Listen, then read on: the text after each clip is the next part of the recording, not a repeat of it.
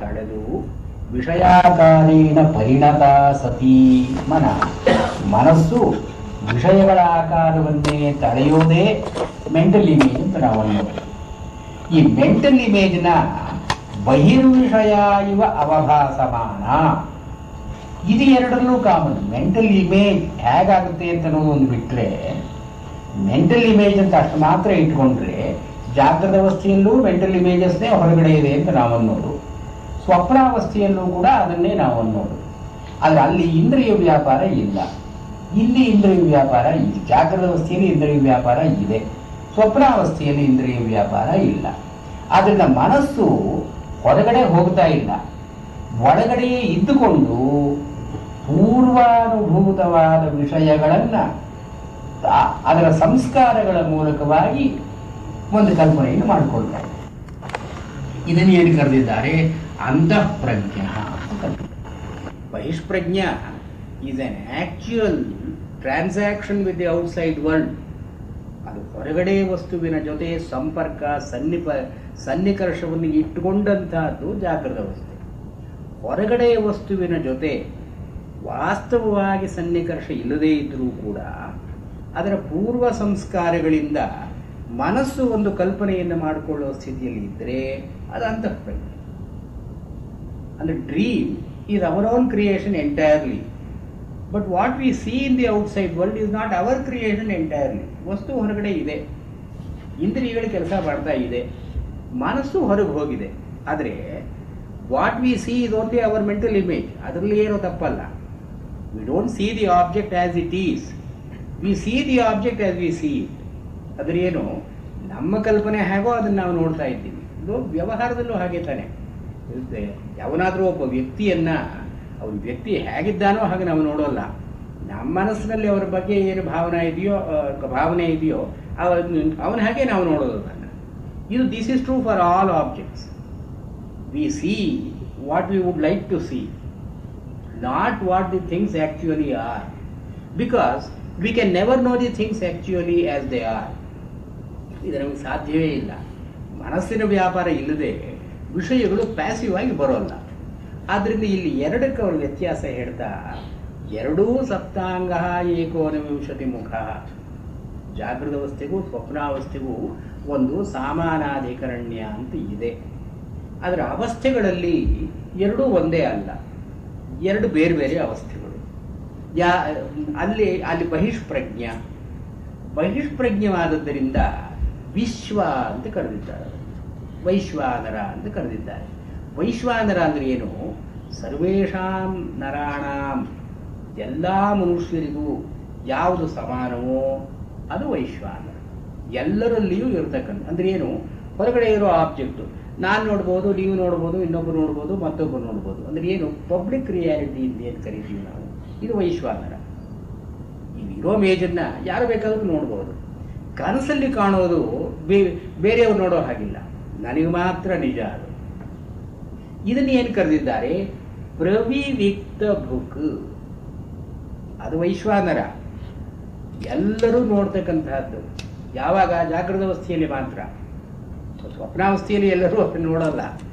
ಜಾಗೃತ ಅವಸ್ಥೆಯಲ್ಲಿ ಎಲ್ಲರೂ ಅದನ್ನು ನೋಡಬಹುದಾದ್ದರಿಂದ ವಿಶ್ವ ಅಥವಾ ವೈಶ್ವಾನರ ಅಂತ ಕರೆದಿದ್ದಾರೆ. ಈ ಕನಸನ್ನು, ಒಬ್ಬರ ಕನಸನ್ನು ಇನ್ನೊಬ್ಬರು ನೋಡೋ ಹಾಗಿಲ್ಲ, ಇಬ್ಬರು ಸೇರಿ ಒಂದು ಕನಸನ್ನು ಕಾಣೋ ಹಾಗಿಲ್ಲ. ಆದ್ದರಿಂದ ಇದರ ಪ್ರವಿವಿಕ್ತ ಬುಕ್ ಪ್ರೈವೇಟ್ ರಿಯಾಲಿಟಿ, ಅದು ಪಬ್ಲಿಕ್ ರಿಯಾಲಿಟಿ. ಕನಸು my dream is my own, it's a creature of my mind. Whereas what I see in the external world is a part of the public reality. ಇದು ವಿಶ್ವ ಅಂತ ನಾವು ಮಾಡ್ತೀವಿ.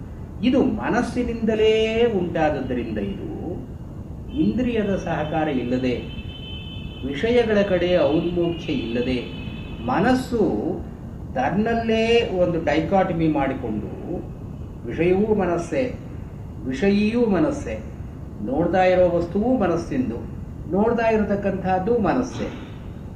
ಇದು ಮನಸ್ಸಿನಲ್ಲೇ ಆಗ್ತಾ ಇರುವ ಕೆಲಸವಾದ್ದರಿಂದ ಇದನ್ನು ತೈಜಸ ಅಂತ ಕರೆದಿದ್ದಾರೆ. ತೇಜ ಅಂದರೆ ಮನಸ್ಸು ಅಂತ ಅರ್ಥ, ತೈಜಸ ಅಂದರೆ ಮಾನಸಿಕ, entirely mental. Dream is entirely mental. It has no correspondence with the outer reality. ಆದ್ದರಿಂದ ಇದನ್ನು ಸ್ವಪ್ನಸ್ಥಾನೋ ಅಂತಃಪ್ರಜ್ಞ. ಅಂತಃಪ್ರಜ್ಞ ಅಂದ್ರೇನು? ಇಂದ್ರಿಯಾಪೇಕ್ಷೆಯ ಅಂತಸ್ಥತ್ವ. ಅದು ಜಾಗೃತ ಅವಸ್ಥೆಯಲ್ಲಿ ಇಂದ್ರಿಯಗಳಿದೆ, ಐಷ್ಪ್ರಜ್ಞ. ಇಲ್ಲಿ ಇಂದ್ರಿಯಗಳು ಕೆಲಸ ಮಾಡ್ತಾ ಇಲ್ಲ. ಕಣ್ಣಿಂದ ನಾವು ನಿದ್ರೆ ಮಾಡ್ತಿರುವಾಗಲೇ ಕನಸಾದ್ದರಿಂದ ನಿದ್ರೆ ಮಾಡ್ತಿರುವಾಗ ಇಂದ್ರಿಯಗಳು ಯಾವ ಕೆಲಸವೂ ಆಗ್ತಾ ಇಲ್ಲ. ಇಂದ್ರಿಯಾಪೇಕ್ಷೆಯ ಅಂತಸ್ಥ ನನ್ನ ತಥಾ ಸಂಸ್ಕೃತಂ ಚಿತ್ರಿತ ಇವ ಪಟೋ ಬಾಹ್ಯ ಸಾಧನ ಅನಪೇಕ್ಷಂ ಅವಿದ್ಯಾಕಾಮಕರ್ಮದಿ ಪ್ರೇರ್ಯಮಾಣಂ ಜಾಗ್ರದ್ವತ್ ಅವಭಾಸತೆ. ಇದು ಆಚಾರ್ಯರು ಏನು ಹೇಳ್ತಾರೆ ಇಲ್ಲಿ? ಇದು ಇದು ಇದು ಇವಾಗ ಬಹಿಷ್ಪ್ರಜ್ಞವಾಗಿ ಹೊರಗಡೆ ವಿಷಯಗಳನ್ನು ನೋಡಬೇಕಾದರೂ ಕೂಡ ಮನಸ್ಸಿನ ಸಂಸ್ಕಾರ ಅಂತ ಒಂದು ಇರಬೇಕು. ನಾವಿದನ್ನು ಮೇಜು ಅಂತ ನೋಡಿದ ಹಾಗೆ ಒಂದು ಮಗು ಇದನ್ನು ಮೇಜು ಅಂತ ನೋಡಲಾರದು. ಅಥವಾ ಈ ವಸ್ತುವಿನ ಪರಿಚಯವೇ ಇಲ್ಲದೇ ಇರೋರು ಇದರದ್ದು ಏನು, ಇದರ ಆಕಾರ ಏನು, ಇದರ ಸ್ವಭಾವವೇನು, ಇದರ ಫಂಕ್ಷನ್ ಏನು, ಇದನ್ನು ಹೇಳಲಾರದು. ನಾವು ಯಾವ ವಿಷಯವನ್ನು ನೋಡಿದ್ರೂ ಕೂಡ ಒಂದು ಸಂಸ್ಕಾರ ಅಂತ ಇರಲೇಬೇಕು. ಸಂಸ್ಕಾರದ ಮೂಲಕವಾಗಿಯೇ ವಸ್ತುವಿನ ಜ್ಞಾನ. ಇದು ವೇದಾಂತದಲ್ಲಿಯೂ ಬರುತ್ತೆ. V can never no A thing absolutely new. ನಮ್ಮ ಸಂಸ್ಕಾರಗಳ ಕೆಲಸ ಮಾಡಿಯೇ ಮನಸ್ಸು ಇಂದ್ರಿಯಗಳ ಮೂಲಕವಾಗಿ ಹೊರಗೋಗುತ್ತೆ. ಈ ಮನಸ್ಸು ಇಂದ್ರಿಯಗಳ ಮೂಲಕ ಹೊರಗೋಗುತ್ತೆ ಅಂದರೆ ಏನು? ಮನಸ್ಸಿನ ಸಂಸ್ಕಾರಗಳು ಇಂದ್ರಿಯ ಪ್ರವೃತ್ತಿಯ ಜೊತೆ ಸೇರಿಕೊಂಡು ವಿಷಯದ ಕಡೆ ತಿರುಗುತ್ತೆ. ಆತ್ಮ ಮನಸ ಸಂಯುಜ್ಯತೆ ಮನ ಇಂದ್ರಿಯೇಣ ಇಂದ್ರಿಯ ಮರ್ಥೇನ ತದ ಪ್ರತ್ಯಕ್ಷಂ ಅಂದರೆ ಹೇಳ್ತಾರಲ್ಲ. ಇಲ್ಲಿ ಸಂಸ್ಕಾರಗಳಿರೋ ಮನಸ್ಸೇ ಇಂದ್ರಿಯಗಳ ಮೂಲಕವಾಗಿ ಹೋದಾಗ ಇದು ಇಂಥದ್ದು ಅದನ್ನು ಪ್ರತಿಭಿಜ್ಞೆ ಬರುತ್ತೆ. We can know the object and we can have an image of it. ಒಂದು ಮರ ನೋಡಿದ ತಕ್ಷಣ ಇದು ಇಂಥ ಮರ, ಮಾವಿನ ಹಣ್ಣು ನೋಡಿದ ತಕ್ಷಣ ಇದು ಹಣ್ಣು ಕಾಯೋ, ಇದೆಲ್ಲ ಇಂದ್ರಿಯಗಳೇ ನಿರ್ಧಾರ ಮಾಡೋಲ್ಲ. ಮನಸ್ಸಿನ ಸಂಸ್ಕಾರ ಇಂದ್ರಿಯಗಳ ಜೊತೆ ಕೆಲಸ ಮಾಡುವಾಗ ವಿಷಯಗಳಿಗೆ ಒಂದು ಕಾಂಟೆಕ್ಸ್ಟ್ ಅಂತ ಸಿಗುತ್ತೆ, ಒಂದು ಚೌಕಟ್ಟು ಸಿಗುತ್ತೆ. So no object is seen raw. ಆ ಡೀಟೇಲ್ ನಾವು ನೋಡೋಲ್ಲ. It is full blown meaning that the mind sees. ನಾವೇನು ಹೇಳ್ತೀವಿ? Mind endows meaning on the object. ಇದು ಪುಸ್ತಕ ಅಂದರೆ ಇಂಥ ಪುಸ್ತಕ ನನಗೆ ಬೇಕಾದದ್ದು, ಇವೆಲ್ಲವೂ ಕೂಡ ನೋಡುವಾಗಲೇ ಸಿಗುತ್ತೆ. V don't C first. ಒಂದು ಕ್ಷಣದಲ್ಲಿ ನೋಡಿ ಇನ್ನೊಂದು ಕ್ಷಣದಲ್ಲಿ ಇದೆಂಥದ್ದು ಅಂತ ಹೇಳಿ ಮುಂದಿನ ಕ್ಷಣದಲ್ಲಿ ಇದರ ಪ್ರಯೋಜನ ಇದು ಅಂತ ಹೇಳೋಲ್ಲ ನಾವು. ನೋಡುವಾಗಲೇ ಇದು ಎಲ್ಲವನ್ನು ಇದು ಹೀಗೆ ನೋಡ್ತೀವಿ ನಾವು. ಮಾವಿನ ಮರ ಅಂತಲೇ ನೋಡ್ತೀವಿ. ಮರ ಅಂತ ಮುಂಚೆ ನೋಡಿ ಆಮೇಲೆ ಇದು ಮಾವು ಅಂತ ಅನ್ನೋಲ್ಲ. ನೋಡುವಾಗಲೇ ಇದು ಮಾವಿನ ಮರ, ಇವನಿಂಥ ವ್ಯಕ್ತಿ ಅಂತನ್ನೋದು ಏಕ ಕ್ಷಣದಲ್ಲಿ ಆಗತಕ್ಕಂಥದ್ದು. ಅಂದರೆ ಏನು? ಸಂಸ್ಕಾರ ಮನಸ್ಸಿನಲ್ಲಿ ಇರೋದೇನೇ ಇಂದ್ರಿಯಗಳ ಮೂಲಕವಾಗಿ ಹೋಗಿ ವಿಷಯ ವ್ಯಾಪೃತವಾಗಿ ಒಂದು ಮನಸ್ಸಿನ ಕಲ್ಪನೆಯನ್ನು ಉಂಟು ಮಾಡುತ್ತೆ. ಅದರಿಂದ ಸಂಸ್ಕಾರಗಳು ಇಲ್ಲೂ ಇದೆ. ಈ ಸ್ವಪ್ನದಲ್ಲೋ ಸಂಸ್ಕಾರಗಳೇ ಕೆಲಸ ಮಾಡುತ್ತೆ. ಸಂಸ್ಕಾರಗಳು ಇಂದ್ರಿಯಗಳ ಮೂಲಕವಾಗಿ ಹೊರಗೆ ಹೋಗೋದು. ಇಂದ್ರಿಯಗಳ ಕೆಲಸ ಮಾಡದೇ ಇರೋದ್ರಿಂದ, ಇಂದ್ರಿಯ ವ್ಯಾಪಾರ ಇಲ್ಲದೇ ಇರೋದ್ರಿಂದ ಮನಸ್ಸು ಈ ಇಂದ್ರಿಯಗಳ ವಿಕಾರಕ್ಕೆ ಒಳಪಟ್ಟಿದ್ದಲ್ಲ.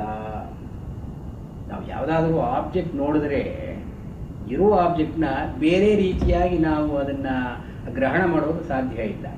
ಅದು ವಸ್ತು ಹೇಗಿದೆಯೋ ಹಾಗೆಯೇ ನಾವು ನೋಡಬೇಕು. ಕನಸಿನಲ್ಲಿ ಆದರೂ ಇಂದ್ರಿಯಗಳ ವ್ಯಾಪಾರ ಇಲ್ಲದೇ ಇರೋದರಿಂದ, ಇಂದ್ರಿಯಗಳಿಗೂ ವಿಷಯಕ್ಕೂ ನೇರವಾಗಿ ಸಂಬಂಧ ಇಲ್ಲದೇ ಇರೋದರಿಂದ ಮನಸ್ಸಿನ ಸಂಸ್ಕಾರವೇ ಕೆಲಸ ಮಾಡುತ್ತೆ. ಮನಸ್ಸಿನ ಸಂಸ್ಕಾರದಲ್ಲಿ ಕಾಮ ಕರ್ಮಭಿಹಿ ಅವಿದ್ಯಾ ಅಂತ ಮೂಲಭೂತವಾಗಿ ಎಲ್ಲರಿಗೂ ಇರುವಂಥದ್ದು. ಕಾಮ ನಮ್ಮ ಬಯಕೆಗಳೇನಿದೆ, ಹಿಂದೆ ನಾವು ಏನು ಕೆಲಸ ಮಾಡಿದ್ದೀವಿ, ಅದರ ಸಂಸ್ಕಾರಗಳು ಏನು, ಇದರಿಂದ ಅವಿದ್ಯಾ ಕಾಮ ಕರ್ಮಭಿ ಬಾಹ್ಯ ಸಾಧನ ಅನಪೇಕ್ಷಂ. ನಾವು ಕನಸಿನಲ್ಲಿ ನಾವು ನೋಡ್ತಾ ಇದ್ರೂ ಕೂಡ ಕಣ್ಣು ಕೆಲಸ ಮಾಡಬೇಕಾಗಿಲ್ಲ. ಕನಸಿನಲ್ಲಿ ನಾವು ಯಾರಾದರೂ ಹೇಳಿದ್ದು ಕೇಳಿದ್ರೂ ಕೂಡ ಕಿವಿ ಕೆಲಸ ಮಾಡಬೇಕಾಗಿಲ್ಲ ಅಲ್ಲಿ. ಅಥವಾ ಕನಸಿನಲ್ಲಿ ನಾವು ಎಲ್ಲಾದರೂ ನಡ್ಕೊಂಡು ಹೋದರೂ ಕೂಡ ನಮ್ಮ ಕಾಲು ಕೆಲಸ ಮಾಡಬೇಕಾಗಿಲ್ಲ. ಬಾಹ್ಯ ಸಾಧನ ಅನಪೇಕ್ಷಂ. ಹೊರಗಿನ ಸಾಧನೆಗಳ ಅಪೇಕ್ಷೆ ಇಲ್ಲದೆ, ಅದರ ಸಹಾಯವನ್ನು ಕುರಿಯದೆ, ಅವಿದ್ಯಾಕಾಮಭಿ ಪ್ರೇರ್ಯಮಾಣಂ ಚಿತ್ರಿತ ಇವ ಪಟೋ, ಅಂದರೆ ಯಾವ ಪೇಂಟ್ ಮಾಡಿದ ಒಂದು ಚಿತ್ರದಲ್ಲಿ ಅಲ್ಲಿ ಆ್ಯಕ್ಷನ್ ಕಾಣುತ್ತೆ, ವಾಸ್ತವವಾಗಿ ಆ್ಯಕ್ಷನ್ ಇಲ್ಲ. ಯಾರೋ ಒಬ್ಬ ಹೊಡಿತಿರೋ ಹಾಗೆ ಚಿತ್ರವನ್ನು ಬಿಡಿಸಿದ್ರೆ ನೀವು ಹೊಡೆಯೋ ಕೆಲಸ ಅಲ್ಲಿ ಏನಿಲ್ಲ, ಅವಭಾಸ ಉಂಟು, ಹೊಡಿತಿರೋ ಹಾಗೆ ನಿಮಗೆ ಕಾಣುತ್ತೆ, ಆದರೆ ಹೊಡೆದದ್ದೂ ಇಲ್ಲ, ಹೊಡೆಸ್ಕೊಂಡವನೂ ಇಲ್ಲ. ಪುರಂದರದಾಸರು ಒಂದು ಇದರಲ್ಲಿ ಗುದ್ದಿದವನೇ ಬಲ್ಲ, ಗುದ್ದಿಸಿಕೊಂಡವನೇ ಬಲ್ಲ ಅಂತ ಅಂದರೆ ಈ ಒಂದು ದಿವ್ಯಾನುಭವ ಆದಾಗ ಎಲ್ಲಿ ಬಂತು, ಅದು ಹೇಗೆ ಬಂತು, ಯಾರಿಗಾಯಿತು, ಒಂದು ಮಿಸ್ಟಿಕ್ ಎಕ್ಸ್ಪೀರಿಯನ್ಸ್, ಅದು ಯಾರೂ ಹೇಳೋವಾಗಿಲ್ಲ. ಇದು ಚಿತ್ರಿತ ಇವ ಪಟೋ ಒಂದು ಈ ಅರ್ಥ ಹೇಳ್ತಾರೆ. ಒಂದು ಹೇಗೆ action is seen in the painting, but there is no action really ಇದೆ. ಕನಸು ಅಂತ ಅನ್ನೋದು ಹೀಗೆ, ಬಾಹ್ಯ ಸಾಧನ ಅನಪೇಕ್ಷಂ, ಸಂಸ್ಕಾರಗಳೇ ಕೆಲಸ ಮಾಡಿ ಜಾಗ್ರದ್ವತ್ ಅವಭಾಸತೆ, ಎಚ್ಚರದ ಹಾಗೆಯೇ ಕಾಣುತ್ತೆ. ಈ ಕನಸಿನಲ್ಲಿ ಇವನಿದ್ದಾಗ ಎಚ್ಚರದಲ್ಲಿ ಏನೇನು ವ್ಯಾಪಾರ ಮಾಡ್ತಾನೋ ಅವೆಲ್ಲವನ್ನು ಕನಸಿನಲ್ಲಿ ಮಾಡ್ತಾನೆ. ಕನಸು ಮುಗಿಯೋವರೆಗೆ ಇದು ವಾಸ್ತವವಾದ ಎಚ್ಚರ ಅಲ್ಲ ಅಂತ ಅವನಿಗೆ ಗೊತ್ತಿಲ್ಲ. ಕನಸು ಕಾಣೋವರೆಗೂ ಎಚ್ಚರವಾದದ್ದೇ ಅದು. He is for all practical purposes awake in while dreaming. ಅಂದರೆ ಪ್ರವಿಕ್ತ ಇವನಿಗೆ ಮಾತ್ರ ಅದು ಜಾಗೃತ. So dream is A private reality, waking life is A public reality. ಇಲ್ಲಿ ಮುಂದಕ್ಕೆ ಇವರ ಕಾರಿಕೆಯಲ್ಲಿ ಬರುವಂಥ ಕಲ್ಪನೆ ಏನು ಅಂದರೆ, ಇದು ಮಾಧ್ಯಮಿಕರದ್ದು, ಯೋಗಾಚಾರ ಬೌದ್ಧರದ್ದು ಹೇಳೋದು.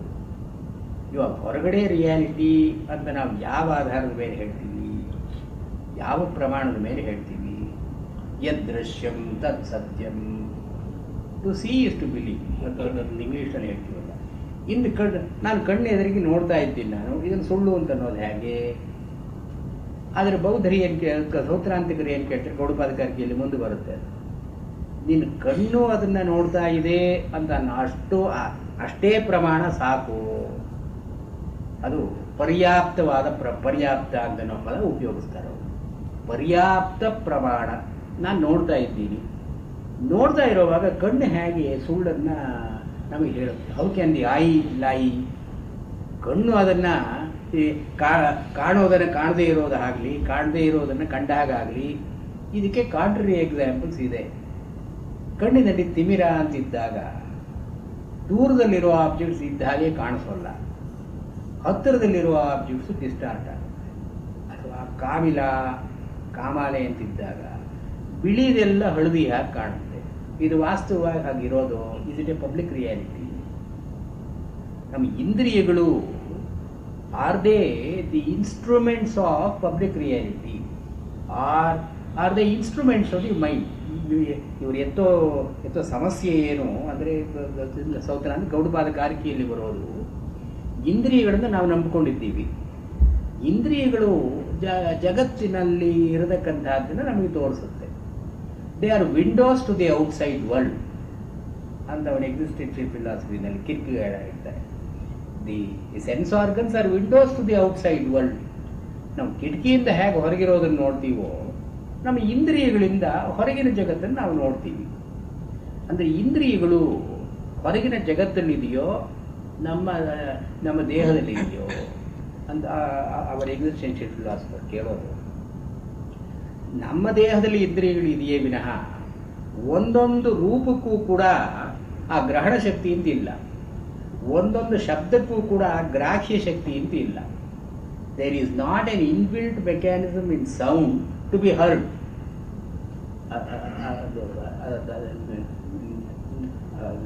ಹೇಳೋದು ಸ್ವಲ್ಪ, ಇವಾಗ ಒಂದು ರೂಪ ಅಂತಿದೆ, ಫಾರ್ಮ್ ಅಂತ ಇದೆ. The form has various aspects.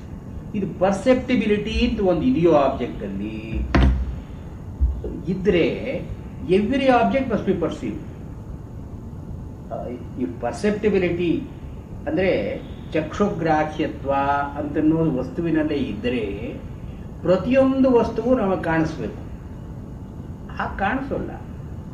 ನಮ್ಮ ಕಣ್ಣನ್ನು ಆ ಕಡೆ ತಿರುಗಿಸಿದಾಗ ಮಾತ್ರ ನಮಗೆ ಅದು ಕಾಣುತ್ತೆ. ಕಣ್ಣು ತಿರುಗಿಸದೇ ಇದ್ರೆ ಅದು ಕಾಣುತ್ತೆ. ಆದ್ದರಿಂದ ಈ ಕ ಈ ಕಾಣಿಸೋದು ಅಂತ ಅನ್ನೋದು ಎಲ್ಲಿದೆ? ಕಣ್ಣಲ್ಲಿದೆ, ವಸ್ತುವಿನಲ್ಲಿ ಇಲ್ಲ. ಇದು ಸಿಂಪಲ್ ಲಾಜಿಕ್ ಅವ್ರು ಹೇಳೋದು.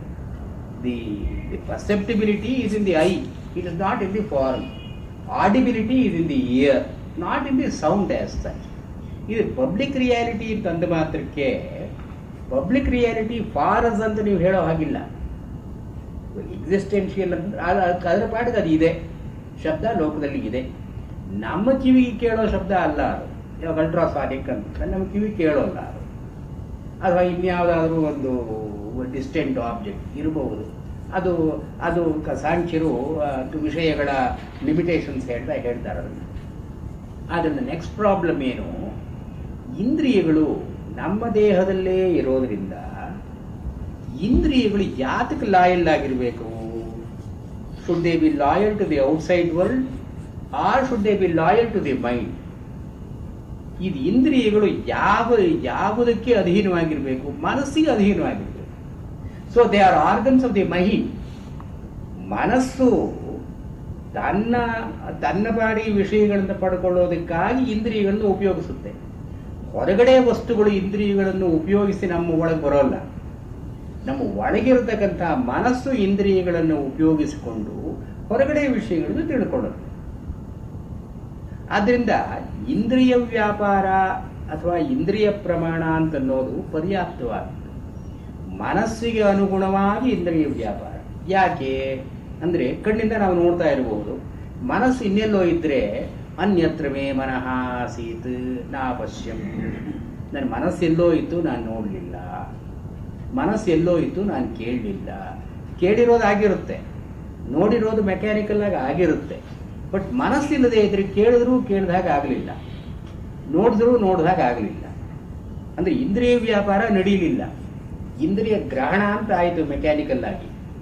ಇದು ಆದ್ದರಿಂದ ಇಂದ್ರಿಯಗಳನ್ನ ನಾನು ಕಣ್ಣಿಂದ ನೋಡ್ತೀನಿ ಅದಿದೆ ಅಂತಂದ್ರೆ ಪರ್ಯಾಪ್ತವಾದ ಪ್ರಮಾಣ ಅಲ್ಲ. Because you can't rely on it. It's the mind that is playing the chief role. ಮನಸ್ಸು ಇಂದ್ರಿಯಗಳನ್ನು ಯಾವ ರೀತಿಯಾಗಿ ಪ್ರಚೋದನೆ ಮಾಡುತ್ತೋ ಆ ರೀತಿಯಾಗಿ ನೀನು ನೋಡ್ತೀಯ. ಇಂದ್ರಿಯಗಳ ಪ್ರಮಾಣ, ವಸ್ತುಗಳ ಪ್ರಮಾಣ ಇಂದ್ರಿಯದಿಂದ ಅಂತಂದರೆ ಹೇಗೆ? ವ್ಯಕ್ತಿ ಯಾವುದೋ ಇಲಿನ ಹಿಡ್ಕೊಂಡು ಹಾಗೆ ಮಾಡಿ I am the lawyer, I am the judge, I condemn you to death ಅಂತ. ಇದು ಮನಸ್ಸೇ ಮಾಡಿ, ಮನಸ್ಸೇ ಇಂದ್ರಿಯಗಳನ್ನು ಪ್ರೇರೇಪಣೆ ಮಾಡಿ ಒಂದು ವಸ್ತುವನ್ನು ಒಂದು ರೀತಿಯಾಗಿ ಗ್ರಹಣ ಮಾಡಿದ ಮೇಲೆ ವಸ್ತು ಅದಕ್ಕೋಸ್ಕರ ಇದೆ ಅಂತ ಹೇಗೆ ಹೇಳೋದು? ಇವಾಗ objective reality can't be ascertain on the basis of the sensory perception, because sensory perception is already color, is already prejudiced. ಇದು ತನಗೆ ಹೇಗೆ ಬೇಕೋ ಹಾಗೆ ನೋಡ್ತಾ ಇದೆ ವಸ್ತುವನ್ನು. ನಾನು ನೋಡೋದ್ರಿಂದ ವಸ್ತು ಇದೆ ಅಂತಂದ್ರೆ ಏನು? ಅದು ಯಾವ ಲಾಜಿಕ್ ಅದು? ಆದ್ದರಿಂದ ಪಬ್ಲಿಕ್ ರಿಯಾಲಿಟಿ ಅಂತನ್ನೋದು ಕೂಡ it's A part of the private reality. Public reality is by courtesy public reality because it is shared by many people.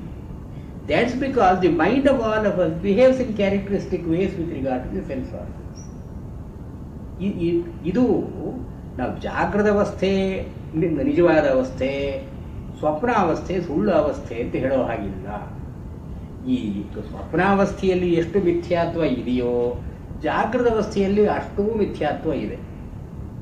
ಸ್ವಪ್ನವದ ಅವಭಾಸತೆ ಜಾಗೃತ ಅಂತ ಹೇಳ್ತಾರೆ. ಇವಾಗ ಈ ಜಾಗೃತ ಅವಸ್ಥೆ ಅಂತ ಅನ್ನೋದು it's A long standing dream. ಅದು ಒಂದು ಕೇಳಿರಬೇಕಲ್ಲ ನೀವು. ಆ ಚೈನೀಸ್ ಫಿಲಾಸಫರ್ ಅವನು he dreamt that he was a butterfly, but then when he woke up he doubted, am I the butterfly that I am dreaming that I am a child, San Hung, or was it San Hung that dreamt that he was a butterfly? ತಾನು butterfly ಆದ ಕಂಡ ಅವನು ಕನಸಲ್ಲಿ. ಅವನಿಗೆ ಎಚ್ಚರ ಆದ ಮೇಲೆ ಸಮಸ್ಯೆ, ನಾನೇ ಚಿಟ್ಟೆ ಆಗಿದ್ದೆ ಅಂತ ಕನಸು ಕಣ್ಣು, ಅಥವಾ ಚಿಟ್ಟೆ ಆಗಿದ್ದೋ ನಾನೀಗ ಮನುಷ್ಯ ಆಗಿದ್ದೀನಿ ಅಂತ ಕನಸು ಕಾಣ್ತಾ ಇದ್ದೀನೋ, ಅದು ಯಾವುದು ಎಚ್ಚರ?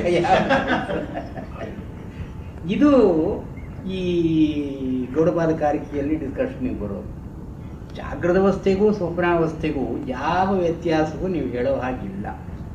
ಒಂದೇ ವ್ಯತ್ಯಾಸ ಏನು ಅಂದರೆ ಇದು ಪ್ರವಿವಿಕ್ತ ಬುಕ್, ಒಬ್ಬೊಬ್ಬನಿಗೂ ಪ್ರತ್ಯೇಕವಾಗಿ ಆಗತಕ್ಕಂಥ ಅನುಭವ. ಇದು ಅಂತಃಪ್ರಜ್ಞ, ಹೊರಗಡೆಯ ಬಾಹ್ಯ ಸಾಧನ ಇಲ್ಲ.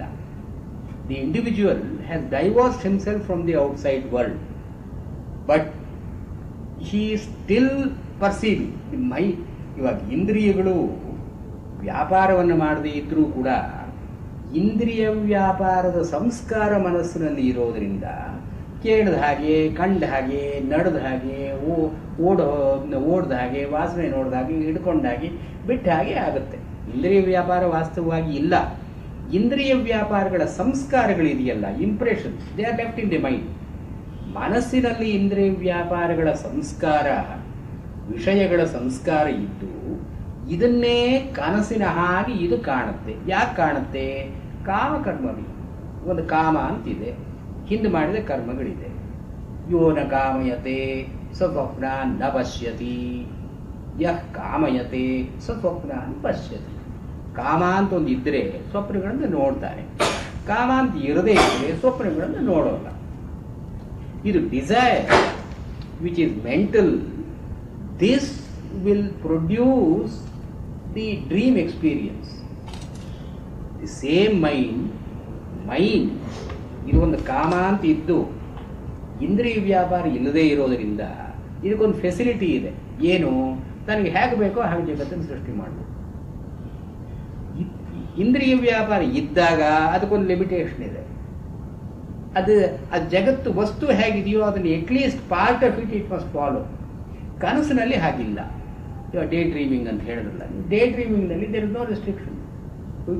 You can build a big castle. You need not consult an engineer or architect. You need not incur any expenses, nor can it be registered in the corporation, sanctioned. ಬೇಕಾದ್ರೆ ಏನು ಬೇಕಾದರೂ ಯಾವ ನಿರ್ಬಂಧವೂ ಇಲ್ಲ ಅದಕ್ಕೆ. ಇದು ಬಿಕಾಸ್ ಮನಸ್ಸಿನಲ್ಲಿ ಒಂದು ಕಾಮನೆ ಇದ್ದು ಅದೇ ಒಂದು. ಇವಾಗ ಈ ಕಾವ್ಯವನ್ನು ಬರೆಯುವಾಗ ಸಾಹಿತಿಗಳಿಗೆ ಹೇಳ್ತಾರಲ್ಲ, ಅಪಾರೇ ಕಾವ್ಯ ಸಂಸಾರೇ ಕವಿರೇವ ಪ್ರಜಾಪತಿ. In the world of poesy the poet is the creator. ಯಥಾಸ್ಮೈ ರೋಚತೆ ವಿಶ್ವಂ ತಥೇದಂ ಪರಿವರ್ತದೆ. ಅವನಿಗೆ ಹೇಗೆ ಬೇಕೋ ಜಗತ್ತು ಹೇಗೆ ಮಾರ್ಪಡಿಸ್ಕೊಳ್ತಾನೆ. ಒಬ್ಬ ಕಾಳಿದಾಸ ಆಗಲಿ, ಶೇಕ್ಸ್ಪಿಯರ್ ಆಗಲಿ, he can create the world of his own. He can as he wants he can create. ನಮ್ಮ ಕನಸಿನಲ್ಲಿ ಆಗೋದು ಅದು. ಇದಕ್ಕೆ ಇಂದ್ರಿಯಗಳ ವ್ಯಾಪಾರದ ನಿರ್ಬಂಧ ಇಲ್ಲದೆ ಇರೋದರಿಂದ, ಮನಸ್ಸಿನ ಸಂಸ್ಕಾರಗಳೇ ಇರೋದರಿಂದ, ಮನಸ್ಸಿನಲ್ಲಿ ಒಂದು ಕಾಮ ಅಂತನ್ನೋದು ಮಾತ್ರ ಕೆಲಸ ಮಾಡ್ತಾ ಇರೋದ್ರಿಂದ ತೈಜಸ ಅಂತ ಕರೆದಿದ್ದಾರೆ. ಅದರ ತೇಜಸ್ಸೇ ಮುಖ್ಯವಾಗಿರತಕ್ಕಂಥದ್ದು. ತೇಜಸ್ಸು ಅಂದರೆ ಮನಸ್ಸು. ಅಂದರೆ ಏನು? ಕಾಣ್ತಾ ಇರೋದು ಮನಸ್ಸೇ, ಕಂಡದ್ದು ಮನಸ್ಸೇ. The content of the dream is mental, the perception of the dream is mental. ಅಲ್ಲಿ ಎರಡೂ ಮನಸ್ಸೇ. ಆದ್ದರಿಂದ ವಿಶ್ವದ ಸಂಬಂಧವೇ ಇಲ್ಲ ಅಲ್ಲಿ. ಅದನ್ನು ತೈಜಸ. ಇದು ದ್ವಿತೀಯ ಪಾದ. ಇಲ್ಲಿ ತೇಜ ಅಂತನ್ನೋ ಮಾತಿಗೆ ಇಲ್ಲಿ ಮುಂದೆ ವ್ಯಾಖ್ಯಾನದಲ್ಲಿ ಬರೋದು ವಿಷಯ ಶೂನ್ಯ ವಾಸನಾಮಯೀ ಪ್ರಜ್ಞಾ ತೇಜ. ಈ ತೇಜ ಅಂತನ್ನೋ ಟೆಕ್ನಿಕಲ್ ಟರ್ಮ್ ಏನು ಹೇಳಿದ್ದಾರೆ? ವಿಷಯ ಶೂನ್ಯ, divide of objective counter part. ವಿಷಯ ಶೂನ್ಯ ಮತ್ತು ವಾಸನಾಮಯೀ. ವಾಸನೆಗಳು ಅಂತಂದರೆ ಸಂಸ್ಕಾರಗಳು, ಇಂಪ್ರೆಷನ್ಸ್. ಶೂನ್ಯ, ವಿಷಯ ಶೂನ್ಯ. ಅದು ವಿಷಯ ಇಲ್ಲ ಅಲ್ಲಿ. ವಿಷಯ ಇಲ್ಲ ಅಂತ ಅನ್ನೋದ್ರಿಂದ ಇಂದ್ರಿಯ ವ್ಯಾಪಾರ ಇಲ್ಲ. ಆದರೆ ವಾಸನಾಮಯಿ, ನಮ್ಮ ಪೂರ್ವಾನುಭವ ಏನಿದೆಯೋ, ಇಂದ್ರಿಯ ವ್ಯಾಪಾರದ ಸಂಸ್ಕಾರಗಳು ಏನಿದೆಯೋ, ಇದು ಮಾತ್ರ ಕೆಲಸ ಇರೋದು ತೇಜ. ಇದು ತೇಜೋಮಯಿ. ಇದೇ ಮೊದಲಿಂದ ಕಡೆಯವರೆಗೂ ಇದ್ದರೆ ಇದನ್ನು ತೈಜಸ ಅಥವಾ ಸ್ವಪ್ನ ಅಂತ ಕರೆದಿದ್ದಾರೆ. ಇದು ದ್ವಿತೀಯ ಪಾದ. ಇದನ್ನು ಎರಡನೇ ಪಾದ ಅಂತ ಕರೆದಿದ್ದಾರೆ. ಇದು ಮೊದಲನೇ ಪಾದ ಅಂತ ಅದನ್ನು ಕರೆದು ಪ್ರಾಧಾನ್ಯ ಅಂತನ್ನುವ ಅರ್ಥದಲ್ಲಿ ಪ್ರಥಮ ಪಾದ. ಜಾಗರಿತ ಸ್ಥಾನವನ್ನು ಪ್ರಥಮ ಪಾದ ಅಂತ ಕರೆದರು. ಪ್ರಥಮ ಅಂದರೆ ಅನುಕ್ರಮ ಏನಿಲ್ಲಿ? ಮೊದಲು ಎಚ್ಚರವನ್ನು ಕಂಡು, ಆಮೇಲೆ ಕನಸನ್ನು ಕಂಡು, ಆಮೇಲೆ ನಿದ್ರೆ ಮಾಡಬೇಕು ಅಂತ ನಿಯಮ ಏನಾದರೂ ಇದೆಯೋ? ಇಲ್ಲಿ ಪ್ರಥಮ ಅಂತನ್ನೋ ಮಾತಿಗೆ ಆ ಅರ್ಥ ಅಲ್ಲ. ಇವಾಗ ಹುಟ್ಟಿದ ತಕ್ಷಣ ಮಗು ಎಚ್ಚರವಾಗಿದ್ದು ಆಮೇಲೆ ಕನಸು ಕಂಡು ಆಮೇಲೆ ನಿದ್ದೆ ಮಾಡುತ್ತೋ ಇದು ಹೀಗೆ ಇದು ಪ್ರಥಮ ಅಂತ ಅನ್ನೋದು ಆನುಪೂರ್ವೀಯ ಕ್ರಮ ಅಲ್ಲ, ಪ್ರಾಧಾನ್ಯತ್ವೇನ ಇದು ಪ್ರಧಾನವಾದದ್ದು. ಪ್ರಧಾನವಾದದ್ದು ಅಂದ್ರೆ ಏನು? ಎಲ್ಲರ ಅನುಭವದಲ್ಲೂ ಇರತಕ್ಕಂಥದ್ದು. ನಾನೇನು ಕನಸು ಕಂಡೆ ಅಂತ ನಿಮಗೆ ಗೊತ್ತಿಲ್ಲ, ನಿಮ್ಮ ಕನಸು ಏನು ಅಂತ ನನಗೆ ಗೊತ್ತಿಲ್ಲ. ಆದರೆ ಇದು ಎಚ್ಚರವಾದ ಸ್ಥಿತಿಯನ್ನು ಎಲ್ಲರಿಗೂ ಕಾಣೋದ್ರಿಂದ ಮತ್ತು ಇದನ್ನು ಸುಲಭವಾಗಿ ತಿಳ್ಕೊಳ್ಳೋದಾದ್ರಿಂದ ಸೌಕರ್ಯ ಅಂತ ಒಂದಿದೆ. ಸಂವೇದನ ಸೌಕರ್ಯ ಅದು ಜಾಗೃತ ಅವಸ್ಥೆ ಅಂದರೆ ಯಾರಿಗಾದರೂ ಅರ್ಥವಾಗುತ್ತೆ. ಆದ್ದರಿಂದ ಇದನ್ನು ಪ್ರಥಮ ಅಂತ ಹೇಳಿದ್ರು. ಆಮೇಲೆ ಇದನ್ನು ಸ್ವಪ್ನ ಸ್ಥಾನ ದ್ವಿತೀಯ ಪಾದ. ದ್ವಿತೀಯ ಪಾದ ಎರಡನೇದು ಅಂತ ಯಾತಕ್ಕೆ ಹೇಳಿದ್ರು? ಎಚ್ಚರವಾಗಿರೋದಕ್ಕೆ ಎರಡನೇದು ಅಂದ್ರೆ ಏನು? ಜಾಗರಿತ ಅಂತರ್ಭಾವಿತ್ವಾದ, ಜಾಗೃತ ಅವಸ್ಥೆಯಲ್ಲೇ ಇದನ್ನು ಸೇರಿಸಿರೋದ್ರಿಂದ ದ್ವಿತೀಯ ಪಾದ, ಇದು ಎರಡನೇ ಪಾದ. ಅಂದರೆ ಜಾಗೃತಾವಸ್ಥೆ ಇಲ್ಲದೇ ಇದ್ದರೆ ಸ್ವಪ್ನಾವಸ್ಥೆ ಇಲ್ಲ. If there is no waking life, there can't be a dream life. ಆ ಡ್ರೀಮ್ ಎಕ್ಸ್ಪೀರಿಯನ್ಸ್ ಬರೋದು ಸಾಧ್ಯವೇ ಇಲ್ಲ. ಜಾಗೃತಾವಸ್ಥೆ ಅಂತ ನಾವು ಪ್ರಧಾನವಾಗಿ ಇದ್ದರೆ ಗೌಣವಾಗಿ ಅದಕ್ಕೆ ಅನುಬಂಧಿಯಾಗಿ ಸ್ವಪ್ನಾವಸ್ಥೆ ಅಂತ ಇರಬೇಕು. ಆದ್ದರಿಂದ ಇದನ್ನು ದ್ವಿತೀಯ ಪಾದ, ಅದಕ್ಕೆ ಎರಡನೇದು.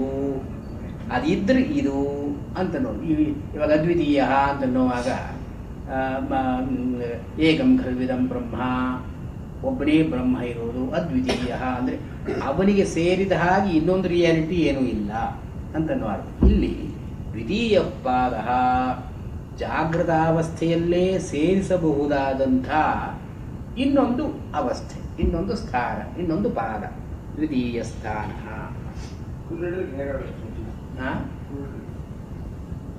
ಕುರುಡರಿಗೆ ಅವರು ನೋಡೋ ಸ್ವಪ್ನಗಳಾಗುತ್ತೆ ಅಂತ ಗೊತ್ತಿಲ್ಲ, ಮಿಕ್ಕಾದ ಇಂದ್ರಿಯಗಳಿಂದ ಆಗಬಹುದು. ಇವಾಗ ಕೇಳಿದ್ದು ಆ ಡ್ರೀಮ್ ಎಕ್ಸ್ಪೀರಿಯನ್ಸ್ನಲ್ಲಿ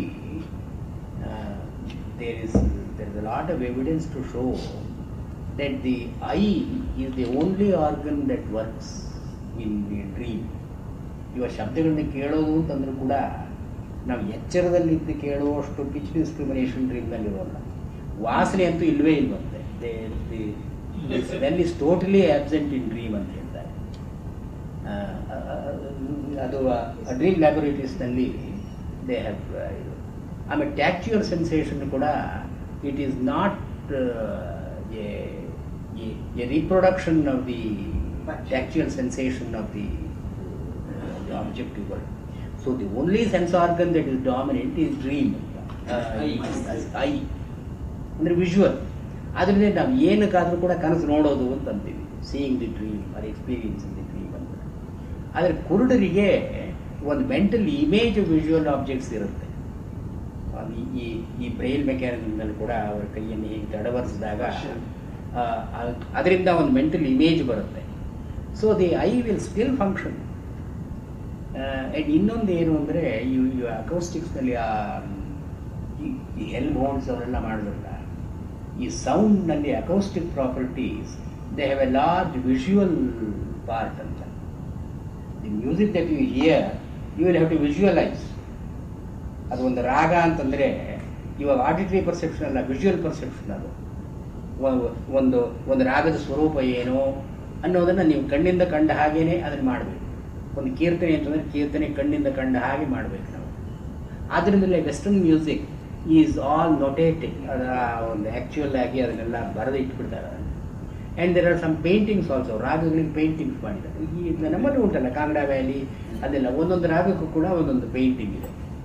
ಅಂದರೆ ಇನ್ನು ರಾಗದ ಲಕ್ಷಣಗಳನ್ನು ಕಣ್ಣು ಚೆನ್ನಾಗಿ, ಅಂದರೆ ಕಿವಿ ಎಷ್ಟು ಸಂಗೀತ ಚೆನ್ನಾಗಿದೆ ಅಂತಂದರೂ ಕೂಡ ಕಣ್ಣು ಕೆಲಸ ಮಾಡಿಯೇ ಅಲ್ಲಿ ಅಲ್ಲಾಗಬೇಕು. ಆ್ಯಂಡ್ ದಟ್ಸ್ ಪರ್ಹ್ಯಾಪ್ಸ್ ವೈ ನಾವು ಈ ಟೇಪ್ ಮ್ಯೂಸಿಕ್ ಎಂಜಾಯ್ ಮಾಡೋದಕ್ಕಿಂತ ಹೆಚ್ಚಾಗಿ ಇದ್ರ ಕೂತ್ಕೊಂಡು that's all together different experience.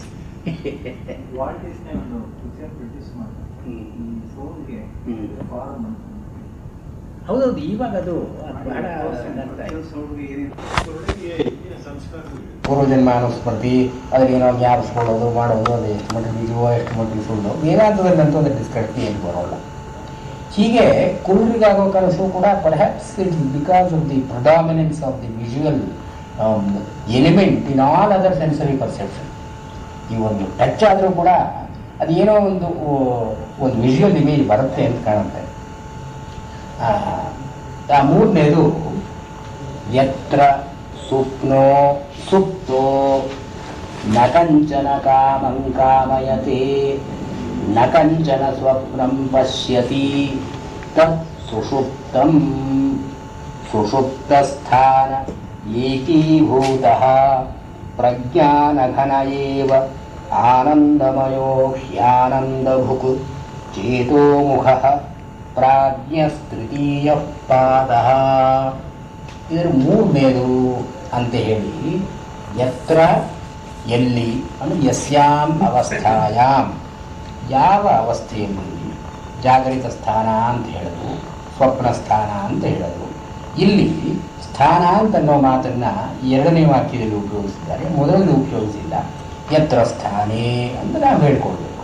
ಯಾವ ಸ್ಥಾನದಲ್ಲಿ, ಯಾವ ಅನುಭವದಲ್ಲಿ, ಯಾವ ಅವಸ್ಥೆಯಲ್ಲಿ. ಸುಪ್ತಃ ಲೋಕಃ, ಲೋಕ ಅಂದರೆ ಜನ. ಸುಪ್ತಃ ಮಲಗಿದ್ದಾಗ ನ ಕಂಚನ ಕಾಮಂ ಕಾಮಯತೆ, ಯಾವ ಕಾಮವನ್ನು ಬಯಸುವುದಿಲ್ಲವೋ. ನ ಕಂಚನ ಕಾಮಂ ಕಾಮಯತೆ, ನ ಕಂಚನ ಕಾಮಯತೆ ಎಂದಿದ್ರೆ ಸಾಕಾಗಿತ್ತು. ಕಾಮಂ ಕಾಮಯತೆ ಅಂದರೆ ಕಾಮವನ್ನು ಕಾಮಿಸುವುದಿಲ್ಲವೋ. ಅಂದರೆ ಕಾಮನ ಅಂತನ್ನೋದು ಒಂದು ವ್ಯವಹಾರ, ಕಾಮ ಅಂತನ್ನೋದು ಅದರ ಪದಾರ್ಥ. ಅಂದರೆ ಏನು, the subject, the object of the act. ಈ ಕಾಮಯತೆ ಅಂತನ್ನೋದು ಒಂದು ಆ್ಯಕ್ಟ್, ಅದು. ಕಾಮ ಅಂತನ್ನೋದು ಇದಕ್ಕೆ ರೆಲೆವೆಂಟ್ ಆಗಿರತಕ್ಕಂಥ ಒಂದು ಪದಾರ್ಥ, ಕಾಗ್ನೇಟ್.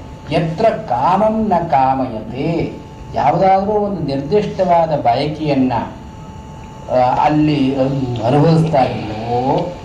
ಯತ್ರ ನ ಕಂಚನ ಕಾಮಂ ಕಾಮಯತೆ ನ ಕಂಚನ ಸ್ವಪ್ನಂ ಪಶ್ಯತಿ, ಯಾವ ಸ್ವಪ್ನವನ್ನು ಅವನು ಕಾಣಲಾರ. ಒಂದು ಕಾಮ ಅಂತ ಇದ್ದರೆ ಒಂದು ಸ್ವಪ್ನ, ಕಾಮನೆ ಇಲ್ಲ ಅಂದರೆ ಸ್ವಪ್ನ ಇಲ್ಲ. ಅಂದರೆ behind every dream there is a desire. Freud, Sigmund Freud ಅವನ ಅದನ್ನೇ ಇಲ್ಲಿ ಯತ್ರ ನ ಕಂಚನ ಕಾಮಂ ಕಾಮಯತೆ ನ ಕಂಚನ ಸ್ವಪ್ನಂ ಪಶ್ಯತಿ ತತ್ ಸುಷುಪ್ತಂ. ಅದನ್ನು ಸುಷುಪ್ತಿ ಅಂತ ಕರಿತೀವಿ. ಸುಪ್ತಿ ಅಂದರೆ ಮಲ್ಕೊಳ್ಳೋದು. ಅದಕ್ಕೆ ಸು ಅಂತನ್ನೋದು ಇನ್ನೂ ಒಂದು ಉಪಸರ್ಗ ಸೇರಿಸಿದ್ದಾರೆ, ಸುಪ್ತಿ. ಚೆನ್ನಾಗಿ ಸುಷ್ಟು, ಸುಪ್ತಿ ಅಂದರೆ ನಿದ್ರೆ ಮಾಡೋದು. ಇದು ಸಂಸ್ಕೃತದಲ್ಲಿ ಈ ಪ್ರಾಚೀನ ಗ್ರಂಥಗಳಲ್ಲಿ ಮತ್ತು ಈ ಅರ್ವಾಚೀನ ಗ್ರಂಥಗಳಲ್ಲಿಯೂ ಕೂಡ ಸ್ವಾಪಾದ ನಿದ್ರೆ ಅಂತ ಅರ್ಥ, ಕನಸು ಅಂತನೋ ಅರ್ಥ ಇಲ್ಲ. ಸ್ವಾಪ ಅಥವಾ ಸ್ವಪ್ನ ಅಂದರೆ ಸ್ವಪಿತಿ ಇತ್ಯಾಚಕ್ಷತೆ ಉಪನಿಷತ್ತಿನಲ್ಲಿ ಬರುತ್ತಲ್ಲ, ತತ್ ಸ್ವಂ ಅಪೀತೋ ಭವತಿ ಸ್ವಪಿತಿ ಇತ್ಯಾಚಕ್ಷತೆ.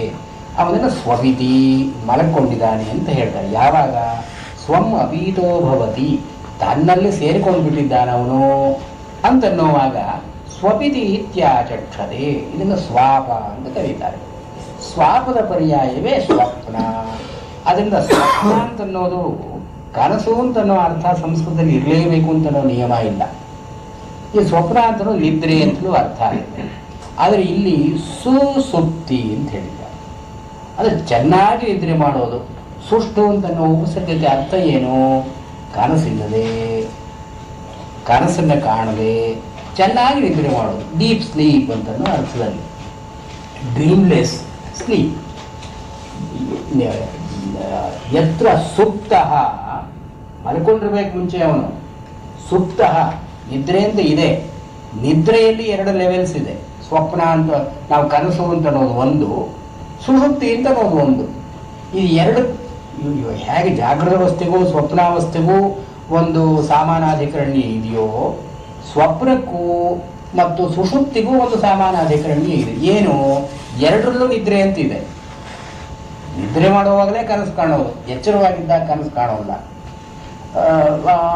Day dreaming also is a kind of wakefulness only. ಅದನ್ನು ಡ್ರೀಮ್ ಅಂತ ವ್ಯವಹಾರ ಮಾಡೋದಕ್ಕಿಲ್ಲ. ಆದ್ದರಿಂದ ಅಲ್ಲಿ ಮನಸ್ಸಿನ ವ್ಯಾಪಾರ ಇತ್ಯಾದಿಗಳು ಹೇಗೆ ಸಾಮಾನಾಧಿಕರಣ್ಯಕ್ಕೆ ಕಾರಣವಾಗುತ್ತೋ, ಸ್ವಪ್ನಕ್ಕೂ ಸುಷುಪ್ತಿಗೂ ಸಾಮಾನಾಧಿಕರಣ್ಯ ಇದು ಇದು ಸ್ವಾಪ ಅಥವಾ ಸುಪ್ತಿ ಅಂತ ನೋಡಿ. ಈ ಎರಡರಲ್ಲೂ ನಿದ್ರೆ ಅಂತ ಇದೆ, ಆದರೆ ಅದರಲ್ಲಿ ಕಾಮ ಅಂತ ಇದೆ. ಅದಕ್ಕೋಸ್ಕರ ಸ್ವಪ್ನವನ್ನು ಕಾಣ್ತಾರೆ. ಇಲ್ಲಿ ಕಾಮ ಅಂತ ಇಲ್ಲ, ಆದ್ದರಿಂದ ಸ್ವಪ್ನವನ್ನು ಕಾಣ್ತಾ ಇಲ್ಲ. ಇದನ್ನು ನಾವು ಕಾಮ ಇಲ್ಲದೆ ಇರುವಾಗ, ಸ್ವಪ್ನದ ಸಂಭವ ಇಲ್ಲದೆ ಇರುವಾಗ ಸುಷುಪ್ತಿ ಅಂತ ಕರೀತೀವಿ. ಸುಸುಪ್ತಿ ಅಂತ ನಾವು ಪದ ಉಚ್ಚಾರಣೆಯ ಸೌಕರ್ಯಕ್ಕಾಗಿ ಸುಷುಪ್ತಿ ಅಂತ ವ್ಯಾಕರಣದ ನಿಯಮದಿಂದ ಇದು ಶಕಾರವನ್ನು ತಗೊಳ್ಳುತ್ತದೆ. ಸುಪ್ತಿ ಅಂತಲೇ ಪದ ವಾಸ್ತವವಾಗಿ ಇರಬೇಕಾದ್ದು. ಸುಷುಪ್ತಿ ಅಂತ ಅದಾಗುತ್ತೆ. ಉಚ್ಚಾರಣೆಯ ಸೌಕರ್ಯಕ್ಕಾಗಿ ಸುಷುಪ್ತಿ ಅಂತ ಆಗಿದೆ. ಸುಷುಪ್ತಿ ಅಂದ್ರೆ ಏನು? ನಿದ್ರೆಯಲ್ಲಿ ಕನಸು ಕಾಣದೇ ಇರತಕ್ಕಂಥ ಸ್ಥಿತಿ. ಇದು ತೃತೀಯ ಪಾದ, ಇದು ಮೂರನೇದು. ಅಂದ್ರೆ ಏನು? ಇದಕ್ಕೆ ಅನುಬಂಧಿಯಾಗಿಯೇ ಇರತಕ್ಕಂಥದ್ದು. ಇಲ್ಲಿ ಮೂರು ಪಾದಗಳು, 4 ಪಾದಗಳು ಅಂತ ಹೇಳಿದಾಗ ಆಚಾರ್ಯರು ಮುಂಚೆ ಇದು ಹಸುವಿನ 4 ಕಾಲುಗಳಿದ್ದಾಗಲ್ಲ, ಏನದು ಕಾರ್ಷಾಪಣಗದು ಅಂತ. ಕಾರ್ಷಾಪಣ ಅಂದ್ರೆ ಬಂಗಾರದ ನಾಣ್ಯ, 1 ರೂಪಾಯಿ ಇದ್ದಾಗೆ. ಈ 4 ಪಾದಗಳು ಒಂದು ಇನ್ನೊಂದರಲ್ಲಿ ಸೇರ್ಕೊಳ್ಳೋ ಹಾಗಿದ್ರೆ, ಅದು ಮುಂದಿನದರಲ್ಲಿ ಸೇರ್ಕೊಳ್ಳೋ ಹಾಗಿದ್ರೆ ಇದನ್ನ ಚತುಷ್ಪಾತ್ ಅಂತ ಕರೀಬೇಕು ಅಂತ ಆಚಾರ್ಯರು ಹೇಳಿದರು. ಕಾಲಾಣೆ 1/4 ರೂಪಾಯಿ ಅರ್ಧ ರೂಪಾಯಿದಲ್ಲಿ ಸೇರಿಕೊಂಡ್ರು, ಅರ್ಧ ರೂಪಾಯಿ 3/4 ರೂಪಾಯಿದಲ್ಲಿ ಸೇರಿಕೊಂಡು, 3/4 ರೂಪಾಯಿ 1 ರೂಪಾಯಿದಲ್ಲಿ ಸೇರಿಕೊಂಡ್ರೆ ಅದನ್ನ ಚತುಷ್ಪಾತ್ ಅಂತ ಕರೀಬೇಕು ಅಂತ ಆಚಾರ್ಯರು ಮೊದಲೇ ಅದನ್ನು ಹೇಳಿ. ಇಲ್ಲಿ ನಾವು ಜಾಗೃತ ಸ್ಥಾನ ಅಂತ ಏನು ಕರಿತೀವೋ, ಜಾಗೃತ ಅವಸ್ಥೆಯಿಂದ ಅದು ಸ್ವಪ್ನದಲ್ಲಿ ಸೇರಬೇಕು ತೈಜಸ್ವಾಗಿ. ಸ್ವಪ್ನ ಅಂತ ನಾವು ಏನು ಕರಿತೀವೋ ಅದು ಸುಷುಪ್ತಿಯಲ್ಲಿ ಸೇರಬೇಕು. ಆದ್ರಿಂದ ಇದು ತೃತೀಯ ಪಾದ. ಅದಕ್ಕೆ ಅನುಬಂಧಿಯಾದದ್ದು 3ನೇ ಪಾದ. ಇಲ್ಲಿ ಒಂದು ಪಾದ ಇವು, ಒಂದು ಪಾದ ಅದು ಪ್ರತ್ಯೇಕವಾಗಿ ನಾವು ಪಾದಗಳನ್ನು ಹೇಳೋ ಹಾಗಿಲ್ಲ. ಇಲ್ಲಿ ನ ಗೌರಿವ, ಅದು ಹಸುವಿಗೆ 4 ಕಾಲಿರುವ ಹಾಗೆ 4 ಅವಸ್ಥೆಗಳು ಅಂತ ಹೇಳ್ತಾ ಇಲ್ಲ ನಾವು. ರೂಪಾಯಿನಲ್ಲಿ 4 ಭಾಗ ಇರುವ ಹಾಗೆ ಈ 4 ಅವಸ್ಥೆಗಳು. ಅಂದ್ರೆ ಏನು? ಒಂದರಲ್ಲಿ ಸೇರ್ಕೊಂಡು ಹೋಗಬೇಕು. ಜಾಗೃತ ಅವಸ್ಥೆ ಅಂತ ನಾವು ಏನು ಕರಿತೀವೋ ಅದು ವಾಸ್ತವವಾಗಿ ಸ್ವಪ್ನಾವಸ್ಥೆಯೇ. ಸ್ವಪ್ನಾವಸ್ಥೆ ಅಂತ ನಾವು ಏನು ಕರಿತೀವೋ ಅದು ವಾಸ್ತವವಾಗಿ ಸುಷುಪ್ತಿಯೇ.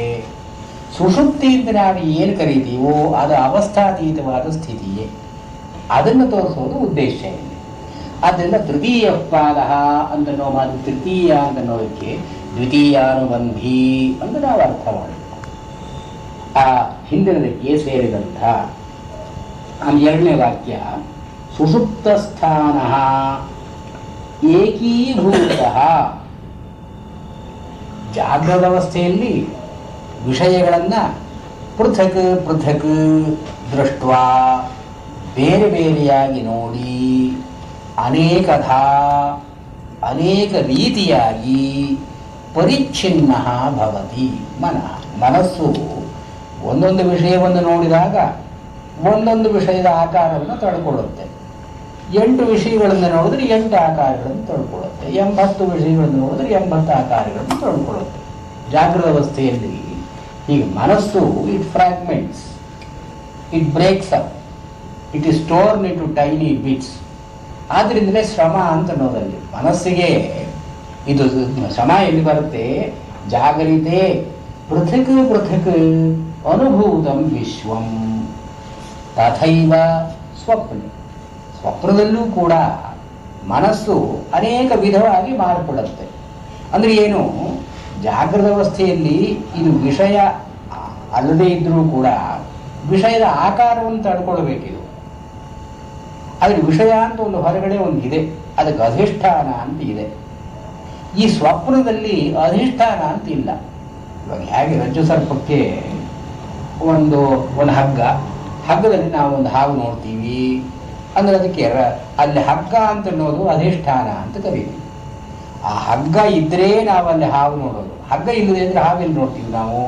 ಇವಾಗ ಬರೀ ನೆಲದ ಮೇಲೆ ಹಾವು ಅಂತ ನೋಡೋ ಹಾಗಿಲ್ಲ. ಒಂದು ಹಗ್ಗ ಅಂತ ಒಂದು ಇದ್ದು ಅದು ಹಾವಿನ ಆಕಾರದಲ್ಲಿ ಇದ್ದರೆ ಅದನ್ನು ನಾವು ಹಗ್ಗ ಅಂತ ನೋಡ್ತೀವಿ. ಇವಾಗ ವೇದಾಂತದಲ್ಲಿ ಅದನ್ನು ಅಧಿಷ್ಠಾನ ಅಂತ ಕರೀತಾರೆ. ಅದರೇನು ಆಬ್ಜೆಕ್ಟಿವ್ ಬೇಸಿಸ್, ಆಬ್ಜೆಕ್ಟಿವ್ ಗ್ರೌಂಡ್. ಆದರೆ ಇದು ಹಾವಿನ ಆಕಾರದಲ್ಲಿ ಇದ್ದಾಗ ಮಾತ್ರ ಅದು ಹಾವು ಅಂತನ್ನೋ ಭಾಸ ನಮಗಾಗುವುದು. ಅದನ್ನು ಸುಮ್ಮನೆ ಸುರುಳಿ ಸುತ್ತಿ ಒಂದು ಗುಂಪು ಮಾಡಿಟ್ರೆ ಅದನ್ನು ಹಾವು ಅಂತ ಯಾರು ನೋಡೋಲ್ಲ. ಹೀಗೆ ಹಾವಿನ ಹಾಗೆ ಅದು ಒಂಕೊಂಕಿಯಾಗಿ ಬಿದ್ದಿರಬೇಕು. ಹೀಗೆ ಬಿದ್ದಿದ್ದಾಗ ವಸ್ತುವಿನ ಒಂದು ಪಕ್ಷ, ಒಂದು ಕೋಟಿ, ಅದು ಈ ಭ್ರಮೆಗೆ ಆಸ್ಪದವನ್ನು ಉಂಟು ಮಾಡುತ್ತೆ. ಸಾದೃಶ್ಯ that particular aspect of the object, ಇದನ್ನು ಆಧಾರ ಅಂತ ಕರೀತಾರೆ. ಆಧಾರಕ್ಕೂ ಅಧಿಷ್ಠಾನಕ್ಕೂ ಇರ್ತಕ್ಕಂಥ ಭೇದ ವೇದಾಂತದಲ್ಲಿ ಜಗತ್ತು ಅಂತ ಅನ್ನೋದು ಆಧಾರವೋ ಅಧಿಷ್ಠಾನವೋ ಅಂತ ಬರುವುದಕ್ಕೆ ಇದು ಪೀಠಿಕೆ. ಇವಾಗ ಹಗ್ಗವನ್ನು ಹಾವು ಅಂತ ನೋಡಿದಾಗ ಹಗ್ಗ ಅನ್ನೋದು ಅಧಿಷ್ಠಾನ. ಹಗ್ಗಕ್ಕೂ ಹಾವಿಗೂ ಯಾವ ರೀತಿಯಾದ ಸಂಬಂಧವೂ ಇಲ್ಲ. ಹಾವು ಹಗ್ಗ ಅದಕ್ಕೆ ಅದರ ಹಾವಿನ ಲಕ್ಷಣ, ಅದರಿಂದ ಹಗ್ಗದ ಲಕ್ಷಣ ಎಲ್ಲ ಬೇರೆ ಬೇರೆ. ಹಾಗೆ ಇದು ಜಗತ್ತು ಹಗ್ಗದ ಹಾಗಿದೆ. ನಮಗೆ ಕಾಣ್ತಕ್ಕಂಥ ಜಗತ್ತು ಹಾವಿನ ಹಾಗಿದೆ. The world as we see, ಆಧಾರ ಅಂತ ಅನ್ನೋದು ಒಂದು ಆಸ್ಪೆಕ್ಟ್ ಆಫ್ ದಿ ಅಧಿಷ್ಠಾನ which is relevant to the perception. ಇವಾಗ ಹಗ್ಗ ಅಂತ ಅನ್ನೋದು ಯಾರು ನೋಡದೇ ಇದ್ರೂ ಇರುತ್ತೆ. It's an object in its own ಆಕಾರ. ನಾವದನ್ನು ನೋಡುವಾಗ ಹಾವು ಅಂತ ಕಾಣಬೇಕಾದ್ರೆ ಆ ಒಂಕಿಯಾಗಿ ಬಿದ್ದಿರುತ್ತಲ್ಲ, ಇದು ಆಧಾರ. So the point of contact between the individual and the world, ಇದು ಆಧಾರ. The world by itself, the world in itself, ಅದನ್ನ ಕಾಂಟು ಥಿಂಗ್ ಆನ್ ಸಿಚ್ ಅಂತ ಹೇಳಿದ್ನಲ್ಲ, ಇಟ್ ಸೆಲ್ಫ್ ಅಂತ. ಇದು ಅಧಿಷ್ಠಾನ ಅಂತ ವೇದಾಂತದಲ್ಲಿ ಹೇಳೋದು. ಜಗತ್ತಿಗೆ ಅಧಿಷ್ಠಾನ ಏನೋ ಬ್ರಹ್ಮ, ಅದಕ್ಕೆ ಆಧಾರ ಏನು ಈ ಒಂದು ಚಿತ್ರದೈವ ಪಟೋಹೋ, ಇದು ನಾವು ವ್ಯವಹಾರದಲ್ಲಿ ಏನು ನೋಡ್ತೀವಿ, ಇದೆಲ್ಲ ಆಧಾರ. ಇದು ದೃಶ್ಯಕ್ಕೆ ಸಂಬಂಧಪಟ್ಟ ಹಾಗೆ ಆಧಾರ. ಇದು ದೃಶ್ಯ ಅಂದ್ರೆ ದ್ರಷ್ಟೃ ಅಂದ್ರೆ ನೋಡ್ತಕ್ಕವನು, ದೃಶ್ಯ ಅಂದ್ರೆ ನೋಡೋದು ಅಥವಾ ದಿ ಆಬ್ಜೆಕ್ಟ್ ಆಫ್ ಪರ್ಸೆಪ್ಷನ್. ಇದು ಎರಡನ್ನ ಬೇರ್ಪಡಿಸದೇ ಇರೋದು ಯಾವುದು ಅಂದ್ರೆ ಆಧಾರ ಅಂತ ಹೇಳಿ. ಈ ಆಧಾರ ಬಿಲಾಂಗ್ಸ್ ಪಾರ್ಟ್ಲಿ ಟು ದಿ ದ್ರಷ್ಟೃ, ಪಾರ್ಟ್ಲಿ ಟು ದಿ ದೃಶ್ಯ. ಈ ಆಧಾರ ಅಂತ ಒಂಕಿಯಾಗಿರೋದು ಹಾವಿನ ಸಾದೃಶ್ಯ ಅಲ್ಲಿದೆ. ನಮ್ಮ ಮನಸ್ಸಿನಲ್ಲಿ ನಮ್ಮ ಅನುಭವದಲ್ಲಿ ಹಾವನ್ನು ನೋಡಿರ್ತೀವಲ್ಲ, ಅದು ಅಲ್ಲಿ ಕಾಣ್ತಾ ಇದೆ. ಇದು ವಸ್ತುವಿಗೆ ಸೇರಿದ್ದು. ಹಗ್ಗವೇ ಒಂಕಿಯಾಗಿ ಬಿದ್ದಿರೋದು ವಸ್ತುವಿಗೆ ಸೇರಿದ್ದು. ಆ ಒಂಕಿಯಾಗಿ ಇರುವಂತಹದ್ದು ಮನಸ್ಸಿನ ಒಂದು ಸಂಸ್ಕಾರಕ್ಕೂ ಸೇರಿದ್ದು. So this belongs to both the world and the individual. ಇಲ್ಲಿ ಜಗತ್ತನ್ನ ನಾವು ನೋಡ್ತಕ್ಕಂತಹದ್ದು ಜಗತ್ತು ಇರೋ ಹಾಗಲ್ಲ. ಯದೃಶ್ಯಂ ತನ್ವಿಥಾ, ನಾವು ನೋಡೋ ಹಾಗೆ ಜಗತ್ತಿಲ್ಲ ಅಂತ ಅರ್ಥ. ಯದೃಶ್ಯಂ ತನ್ವಿಥಾ, ನಾವು ನೋಡೋದು ಅಧಿಷ್ಠಾನವಲ್ಲ, ಆಧಾರವಲ್ಲ. ಜಗತ್ತಿಗೆ ಅಧಿಷ್ಠಾನ ಅಂದ್ರೆ ಯಾವುದು? ಬ್ರಹ್ಮ. ಆ ಜಗತ್ತಿಗೆ ಅಧಿಷ್ಠಾನ ಬ್ರಹ್ಮ ತಿಳ್ಕೊಂಡ್ರೆ ನಮ್ಮ ಕೆಲಸ ಮುಗಿತು. ಇದು ಅಲ್ಲಿ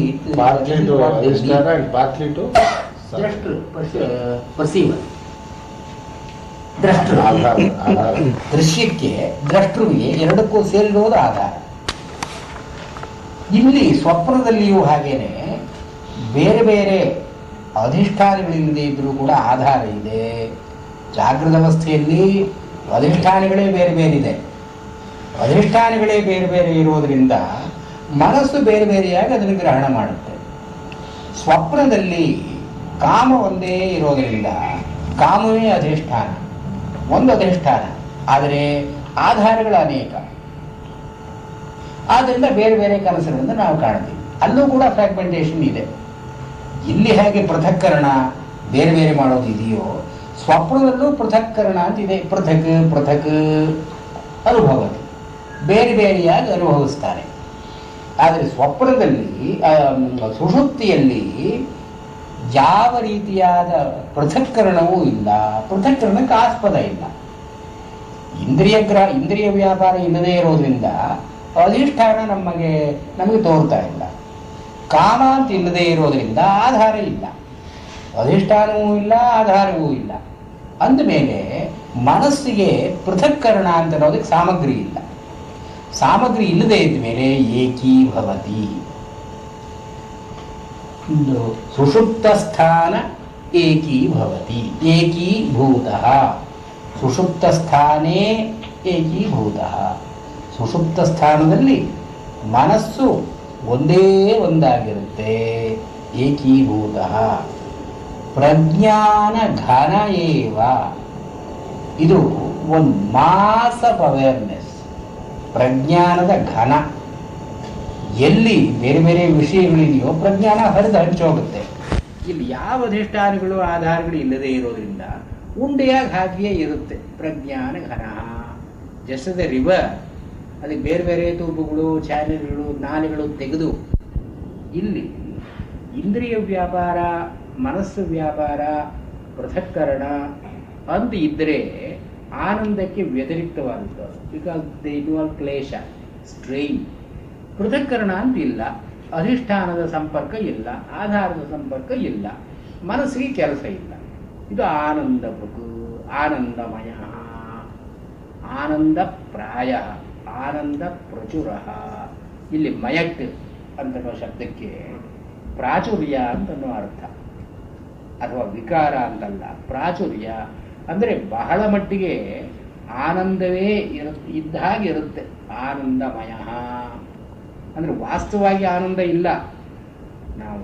ನಾವು ವ್ಯವಹಾರದಲ್ಲಿ ಸುಖಮಹಮ ಸ್ವಾಪ್ಸಂ, ಚೆನ್ನಾಗಿ ನಿದ್ರೆ ಬಂತು ಅಂದರೆ ಆನಂದವಾಗಿ ನಿದ್ರೆ ಮಾಡದೆ ಅಂತನ್ನೋ ಹಾಗಿಲ್ಲ. ಯಾಕೆಂದ್ರೆ ಆನಂದ ಅನುಭೂತವಾದ ಆನಂದ ಅಲ್ಲ. ಎಚ್ಚೆತ್ತಾಗ ತಿರುಗಿ ಪೃಥಕ್ಕರಣವೇ ಇದೆ, ವಿಶ್ವ ಅಂತನೋ ಸ್ಥಿತಿ ಇದೆ.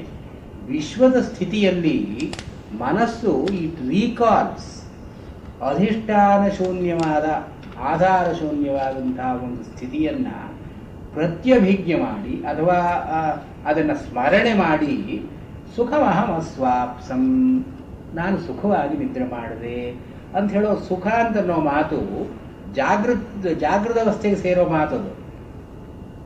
The enjoyment belongs to the object. ಇಂದ್ರಿಯ ವ್ಯಾಪಾರ ಮನಸ್ಸಿನ ಒಂದು ವ್ಯಾಪಾರ ಅದು. ನಾನು ಸುಖವಾಗಿ ನಿದ್ರೆ ಮಾಡಿದೆ ಅಂದರೆ ಸುಖ ಅಂತ ಅನ್ನೋದನ್ನು ನಿದ್ರೆಯಲ್ಲಿ ನಾವು ಹೇಳೋ ಹಾಗಿಲ್ಲ. ನಿದ್ರೆಯಲ್ಲಿ ಸುಖವಾಗಿ ನಿದ್ರೆ ಮಾಡ್ತಾ ಇದ್ದೀನಿ ಅಂತ ಅನ್ನೋ ಅನುಭವ ಇಲ್ಲ.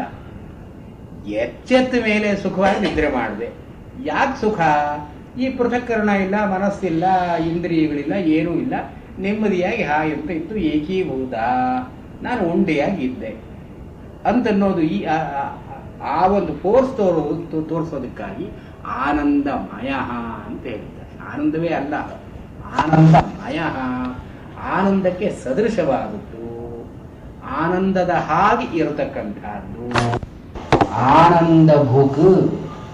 ಈ ಆನಂದವನ್ನೇ ಅನುಭವಿಸ್ತಾ ಇರತಕ್ಕಂಥದ್ದು ಚೇತೋಮುಖ. ಈ ಚೇತ ಅಂದ್ರೆ ಕಾನ್ಶಿಯಸ್ನೆಸ್.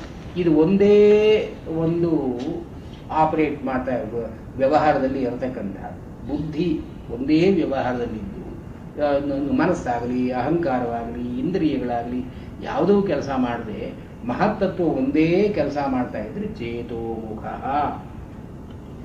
ಪ್ರಾಜ್ಞ ತೃತೀಯ.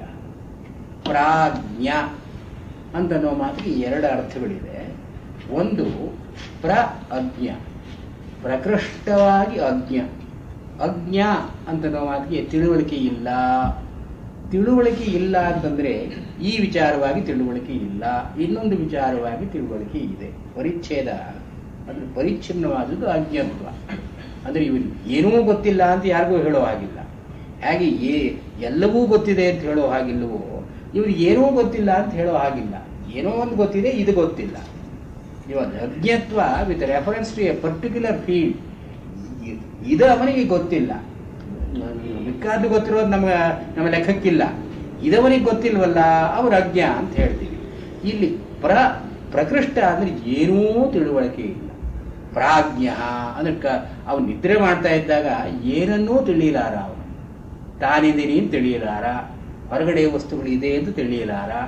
ಅವನು ಯಾವ ರೀತಿಯಾದ ತಿಳುವಳಿಕೆಯೂ ಇಲ್ಲದೆ ಇರೋದ್ರಿಂದ ಪ್ರಾಜ್ಞ ತೃತೀಯ ಪಾದ. ಇಲ್ಲಿ ನಾವು ಸಾಮಾನ್ಯವಾಗಿ ಕನ್ನಡದಲ್ಲಿ ಪ್ರಾಜ್ಞ ಅವನು ಅಂತ ಹೇಳ್ತಾರೆ, ಎಲ್ಲವನ್ನೂ ತಿಳ್ಕೊಂಡ್ರವನು ಅಂತ ಅರ್ಥ. ಪ್ರಾಜ್ಞ ಅಂದ್ರೆ ಅರ್ಥವೂ ಆಗುತ್ತೆ. ಅದು ಇಲ್ಲಿ ಈ ಕನಸೆ ಇವಾಗ ಡೀಪ್ ಸ್ಲೀಪ್ ಎಲ್ಲರಿಗೂ ಎಲ್ಲವನ್ನೂ ತಿಳ್ಕೊಳ್ಳುವಂತಹ ಅವಸ್ಥೆ ಅಲ್ಲ, ಅದು ಏನೂ ತಿಳಿದೇ ಇರೋ ಅವಸ್ಥೆ ಅದು. ಅದರಿಂದ ಇಲ್ಲಿ ಪ್ರಾಜ್ಞ ಅಂದರೆ ಪ್ರಕೃಷ್ಟಂ ಅಜ್ಞ, ಅದು ಏನೂ ತಿಳ್ಕೊಳ್ಳದೇ ಇರತಕ್ಕಂಥದ್ದು.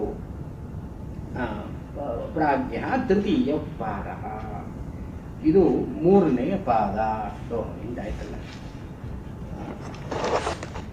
ಇಲ್ಲಿ ಇನ್ನೊಂದು ವಾಕ್ಯ ಆದಮೇಲೆ ಈ ಕಾರಿಕೆ ಶುರು. 6ನೇ ವಾಕ್ಯ ಆದಮೇಲೆ ಕಾರಿಕೆ. ಈಗ ಪ್ರಾಜ್ಞೆ ಅನ್ನೋದಕ್ಕೆ ಎರಡರ್ಥ ಹೇಳಿ.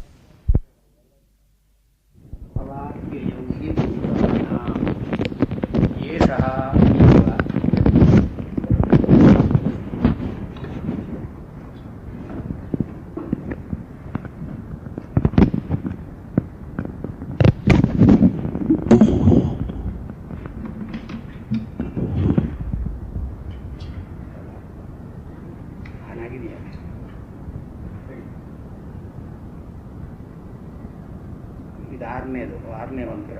ಏಷಃ, ಇಲ್ಲಿ ಆತ್ಮಾಚತುಷ್ಪಾತ್ ಅಂತ ಹೇಳಿ ಕೂಡ 3 ಪಾದಗಳು ಹೇಳಿ ಕರಿತ ಸುಷುಪ್ತ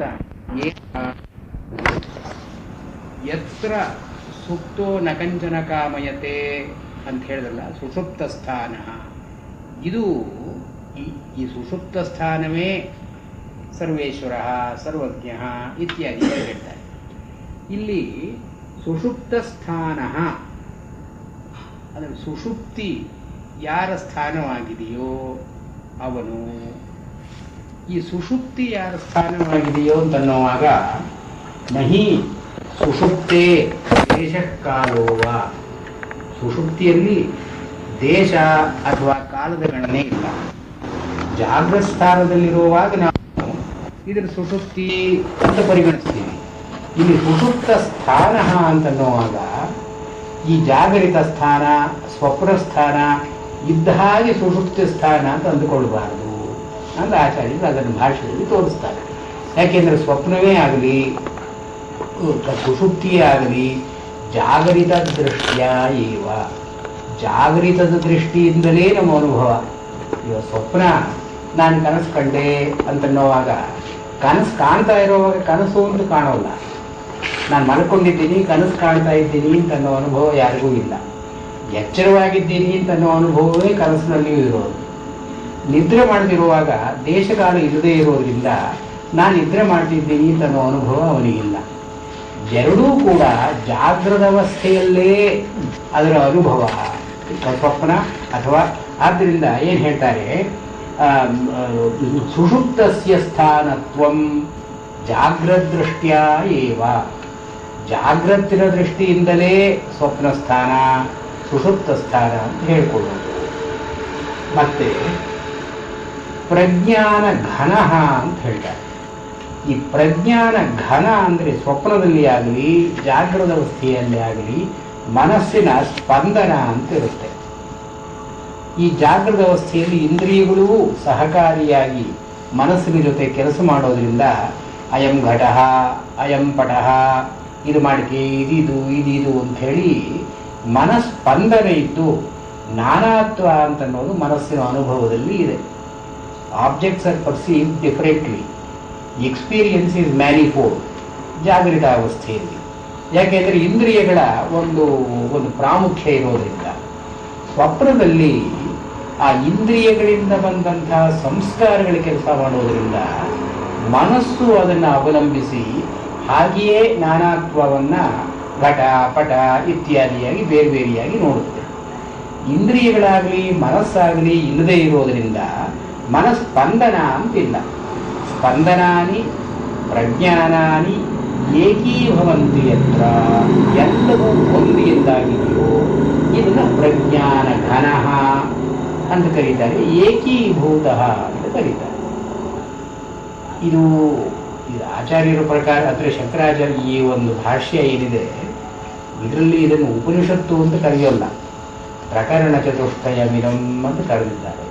ಭಾಷ್ಯದ ಮೊದಲಲ್ಲಿ ಓಂ ಇತ್ಯೇತತ್ ಸರ್ವಮಿತಿ ಪ್ರಕರಣ ಚತುಷ್ಟಯಂ, ಇದು ಪ್ರಕರಣ ಚತುಷ್ಟಯ ಅಂತ ಕರೆದಿದ್ದಾರೆ. ಉಪನಿಷತ್ತು ಅಂತ ಆಮೇಲೆ ಬಂದಂಥ ವಾಡಿಕೆ. ಆದರೆ ಇಲ್ಲಿ ಈ ಬೃಹದಾರಣ್ಯಕ, ಛಾಂದೋಗ್ಯ ಇದರಲ್ಲಿ ಬರತಕ್ಕಂಥ 3 ಅವಸ್ಥೆಗಳ ಪರಿಗಣನೆಯನ್ನು ಅನುಸರಿಸಿ ಇಲ್ಲಿ ಇದನ್ನು ಪ್ರಜ್ಞಾನ ಘನ, ಇದು ಬೃಹದಾರಣ್ಯಕದಲ್ಲಿ ಬರುತ್ತೆ. ಪ್ರಜ್ಞಾನ ಘನ, ಅವನು ಏಕೀಭೂತನಾಗ್ತಾರೆ. ಅಲ್ಲಿ ಯಾವ ಕಾಂಟೆಕ್ಸ್ಟಲ್ಲಿ ಹೇಳ್ತಾ ಇದ್ದಾರೆ, ಈ ಜಗತ್ತಿನಲ್ಲೆಲ್ಲ ನಾನಾತ್ವ, ಈ ಆತ್ಮನಲ್ಲಿ ನಾನಾತ್ವ ಅಂತ ಅನ್ನೋದು ಇಲ್ಲ. ನೇಹ ನಾನಾ ಅಸ್ತಿ ಕಿಂಚನ, ಇಲ್ಲಿ ಅನೇಕ ಅಂತ ಅನ್ನೋದು ಇಲ್ಲ, ಏಕ ಅಂತ ಅನ್ನೋದೇ ಇಲ್ಲಿರತಕ್ಕಂಥದ್ದು. ಈ ಏಕತ್ವ ಎಲ್ಲಿ ಬರುತ್ತೆ ಅಂದರೆ ಸುಷುಪ್ತಿ ಅವಸ್ಥೆಯಲ್ಲಿ ಏಕತ್ವ ಅಂತ ಬರುತ್ತೆ. ಆದ್ದರಿಂದ ಏಕೀಭೂತ ಪ್ರಜ್ಞಾನಘನ ಮತ್ತು ಆನಂದಮಯ ಅಂತ ಹೇಳ್ತಾರೆ. ಈ ಆನಂದಮಯ ಅಂತ ಅನ್ನೋದು ಕೂಡ ಜಾಗೃತಿನಲ್ಲಿ ಅವಿದ್ಯಾ ಕಾಮಗಳಿರೋದರಿಂದ ಇಂದ್ರಿಯಗಳು, ಮನಸ್ಸು ಇದಕ್ಕೆ ಅನುಸಾರವಾಗಿ ವಿಷಯಿ ರೂಪವನ್ನು ತಳೆಕೊಂಡು ವ್ಯವಹಾರ ಮಾಡುವುದರಿಂದ ಮನಸ್ಸಿಗೆ ಕ್ಲೇಶ, ದುಃಖ, ಸ್ಟ್ರೆಸ್, ಆಯಾಸ. ಯಾಕೆಂದರೆ ಅವಿದ್ಯಾ ಕಾಮ ಎರಡೂ ಕೆಲಸ ಮಾಡುತ್ತೆ, ಅನೇಕ ವಿಷಯಗಳನ್ನು ತೋರಿಸುತ್ತೆ.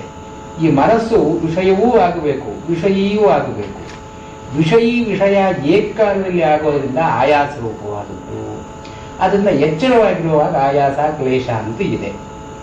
ಈ ಸ್ವಪ್ನದಲ್ಲಿಯೂ ಕೂಡ ಇಂದ್ರಿಯಗಳ ಸಹಕಾರ ಇಲ್ಲದೇನೆ ವಿಷಯಿ ಆಕಾರವನ್ನು ಮನಸ್ಸು ತಳೆಯೋದ್ರಿಂದ ಕ್ಲೇಶಾಧಿಕ್ಯ, ಇನ್ನೂ ಹೆಚ್ಚು ಕ್ಲೇಶ. ಸೊ ವೇಕಿಂಗ್ ಸ್ಟೇಟ್ಗಿಂತ ಡ್ರೀಮ್ ಸ್ಟೇಟಲ್ಲಿ there is a greater stress, there is a greater strain. ಇದು ಎರಡೂ ವಿಷಯ ಆಕಾರವನ್ನು ಮನಸ್ಸು ತಳೆಯಬೇಕಾದ ಪ್ರಸಂಗ ಇಲ್ಲದೆ ಇರೋದು ಸುಷುಪ್ತಿ ಅವಸ್ಥೆಯಲ್ಲಿ. ಇಲ್ಲಿ ಮನಸ್ಸು, ಇಂದ್ರಿಯಗಳು, ಸಂಸ್ಕಾರವಾಗಲಿ ಅಥವಾ ವಿಷಯವಾಗಲಿ ಇಲ್ಲಿ ಸಹಯೋಗ ಇಲ್ಲದೆ ಇರೋದರಿಂದ ವಿಷಯ ಆಕಾರವನ್ನು ಮನಸ್ಸು ತಳೆಯಬೇಕಾಗಿಲ್ಲ. ಇದು ನಿರುಪಾಧಿ, ನಿರಾಯಾಸ. ಉಪಾಧಿ ಇಲ್ಲ. ಅಲ್ಲಿ ಜಾಗೃತ ಅವಸ್ಥೆಯಲ್ಲಿ ಅವಿದ್ಯಾ, ಕಾಮ, ಕರ್ಮ 3 ಇದೆ. ಸ್ವಪ್ನಾವಸ್ಥೆಯಲ್ಲಿ ಅವಿದ್ಯೆ ಇದೆ, ಕಾಮ ಇದೆ, ಕರ್ಮ ಇಲ್ಲ. ಈ ಸುಷುಪ್ತಿ ಅವಸ್ಥೆಯಲ್ಲಿ ಅವಿದ್ಯೆಯೂ ಇಲ್ಲ, ಕಾಮವೂ ಇಲ್ಲ, ಕರ್ಮವಂತೂ ಮೊದಲೇ ಇಲ್ಲ. ಹೀಗೆ ಅಲ್ಲಿ ಕರ್ಮ ಹೋಯಿತು, ಇಲ್ಲಿ ಅವಿದ್ಯಾ ಕಾಮದಲ್ಲಿ ಕಾಮ ಹೋಯಿತು, ಅವಿದ್ಯೆಯು ಬಹಳ ಪಾಲು ಹೋಯಿತು. ಕಾರಣ ಅವಿದ್ಯೆ ಅಂತ ಮಾತ್ರ ಒಂದು ಸುಷುಪ್ತಿ ಅವಸ್ಥೆಯಲ್ಲಿ ಇರುತ್ತೆ. ಹೀಗೆ ಗ್ರ್ಯಾಜುಯಲ್ ಎಲಿಮಿನೇಷನ್ ಆಫ್ ದಿ ಉಪಾಧೀಸ್. ಜಾಗೃತ ಅವಸ್ಥೆಯಲ್ಲಿ ಅವಿದ್ಯಾ, ಕಾಮಕರ್ಮ 3, ಈ ಸ್ವಪ್ನಾವಸ್ಥೆಯಲ್ಲಿ ಅವಿದ್ಯಾ, ಕಾಮ 2, ಸುಷುಪ್ತಿ ಅವಸ್ಥೆಯಲ್ಲಿ ಅವಿದ್ಯಾ ಒಂದೇ ಏಕವಾಗಿರ್ತಕ್ಕಂಥ. ಆದ್ದರಿಂದ ಇಲ್ಲಿ ಆನಂದಮಯ ಅಂತಂತಾರೆ. ಆನಂದಮಯ ಅಂದರೆ ಪ್ರಚುರವಾಗಿ ಆನಂದ, ಆಯಾಸ ಇಲ್ಲದೆ ಇರೋದ್ರಿಂದ. So the delight here is negative delight, ನಿರುಪಾಧಿನ, ಉಪಾಧಿ ಇಲ್ಲದೆ ಇರೋದ್ರಿಂದ ಬರತಕ್ಕ ಆನಂದ. ಅಂದರೆ ಇದು ಮೋಕ್ಷಕ್ಕೆ ಒಂದು, it gives a taste of ಮೋಕ್ಷ, ಬಟ್ ಇಟ್ ಇಸ್ ನಾಟ್ ಮೋಕ್ಷ ಬಿಕಾಸ್ ಆ ಕಾರಣಾವಿದ್ಯೆ ಅಂತ ಇನ್ನೂ ಒಂದು ಸ್ವಲ್ಪ ಉಳ್ಕೊಂಡಿರುತ್ತೆ. ಆದ್ದರಿಂದ ಇದು ಆನಂದ ಅಂತ ಹೇಳಲಿಲ್ಲ, ಆನಂದಮಯ ಅಂತ ಹೇಳಿ. ಮತ್ತೆ ಸ್ವರೂಪಭೂತತ್ವೇನ ನಿತ್ಯತ್ವಾತ್ ವಿಷಯ ಸಂಯೋಗ ಆಯಾಸ ವರ್ಜಿತತ್ವಾಚ್ಚ ಆನಂದಮಯ. ಇದು ಅವನ ಸ್ವರೂಪವೇ ಆದುದರಿಂದ ಮತ್ತು ಇದು ನಿತ್ಯವಾಗಿ ಎಲ್ಲೆಲ್ಲಿಯೂ ಇರೋ ಕಾರಣದಿಂದ ಮತ್ತು ವಿಷಯಿ ಇಂಥ ಮನಸ್ಸಿನ ಒಂದು ಆಯಾಸ ಇಲ್ಲದೆ ಇರೋದರಿಂದ ಆನಂದಮಯ ಅಂತ ಹೇಳಿ. ಆಮೇಲೆ ಆನಂದ ಭುಕ್, ಇಲ್ಲಿ ಅವನ ಆನಂದವೇ ಅಲ್ಲ, ಇಲ್ಲಿ ವಾಕ್ಯದಲ್ಲಿ ಏನಿದೆ ಆನಂದಮಯ, ಆನಂದ ಭುಕ್. ಈ ಭುಕ್ ಅಂತನೋ ಮಾತು ಆನಂದವನ್ನ ಇವನು ತನ್ನಿಂದ ಬೇರೆಯಾಗಿ ಅನುಭವಿಸಿ, ಅಂದ್ರೆ ತಾನು ಆನಂದ ಅಂತ ಅನುಭವಿಸಿಬಿಟ್ರೆ ಮುಕ್ತ ಅವನು. ಆನಂದ ತನಗಿಂತ ಬೇರೆ ಇದೆ, ತಾನು ಭೋಕ್ತ, ಇದು ಭೋಜ್ಯ ಅನ್ನೋ ದೃಷ್ಟಿಯಿಂದ ಆನಂದ ಭುಕ್. ಆದ್ರಿಂದ ಎದ್ದ ಮೇಲೆ ಸುಖಮಹಮಸ್ವಾಪ್ಸಂ ಅಂತನೋ ಜ್ಞಾನ ನಮಗೆ ಬರೋದು. ಆ ನಿದ್ರೆಯಿಲ್ಲದ ಸುಖ ಎಚ್ಚರದಲ್ಲಿ ಕಲ್ಪಿತವಾದದ್ದಲ್ಲ, ಎಚ್ಚರದಲ್ಲಿ ಸ್ಮೃತವಾದದ್ದು. ಅಂದರೆ ವಾಸ್ತವವಾಗಿ ಸುಖ ಇದ್ದಿರ್ಬೇಕಲ್ಲಿ. ಸುಖ ಇಲ್ಲದೇನೆ ಸುಖ ನಿದ್ದೆ ಮಾಡಿದೆ ಅನ್ನೋ ನೆನಪು ಬರೋಲ್ಲ ನಮಗೆ. ಅಥವಾ ಆ ಸುಖ ಜಾಗೃತ ಅವಸ್ಥೆಯಲ್ಲಿ ಕಲ್ಪಿತವಾದದ್ದು ಅಲ್ಲ. ಆದ್ದರಿಂದ ಅಲ್ಲಿ ಬರ್ತಕ್ಕಂಥ ಸುಖ ಯಾವುದು? ಇವನು ಹೊರಗೆ ಅನುಭವಿಸಿದ ಒಂದು ಸುಖ. ಇದು ಆನಂದ ಭುಕ್ ಅಂತ ಹೇಳ್ತಾರೆ. ಮತ್ತೆ ಚೇತೋಮುಖ, ಚೇತೋಮುಖ ಅನ್ನೋದಕ್ಕೆ ಎರಡು ಅರ್ಥಗಳನ್ನು ಆಚಾರ್ಯರು ಹೇಳಿದ್ದಾರೆ, ಈ ಭಾಷ್ಯದಲ್ಲಿ ಹೇಳಿದ್ದಾರೆ.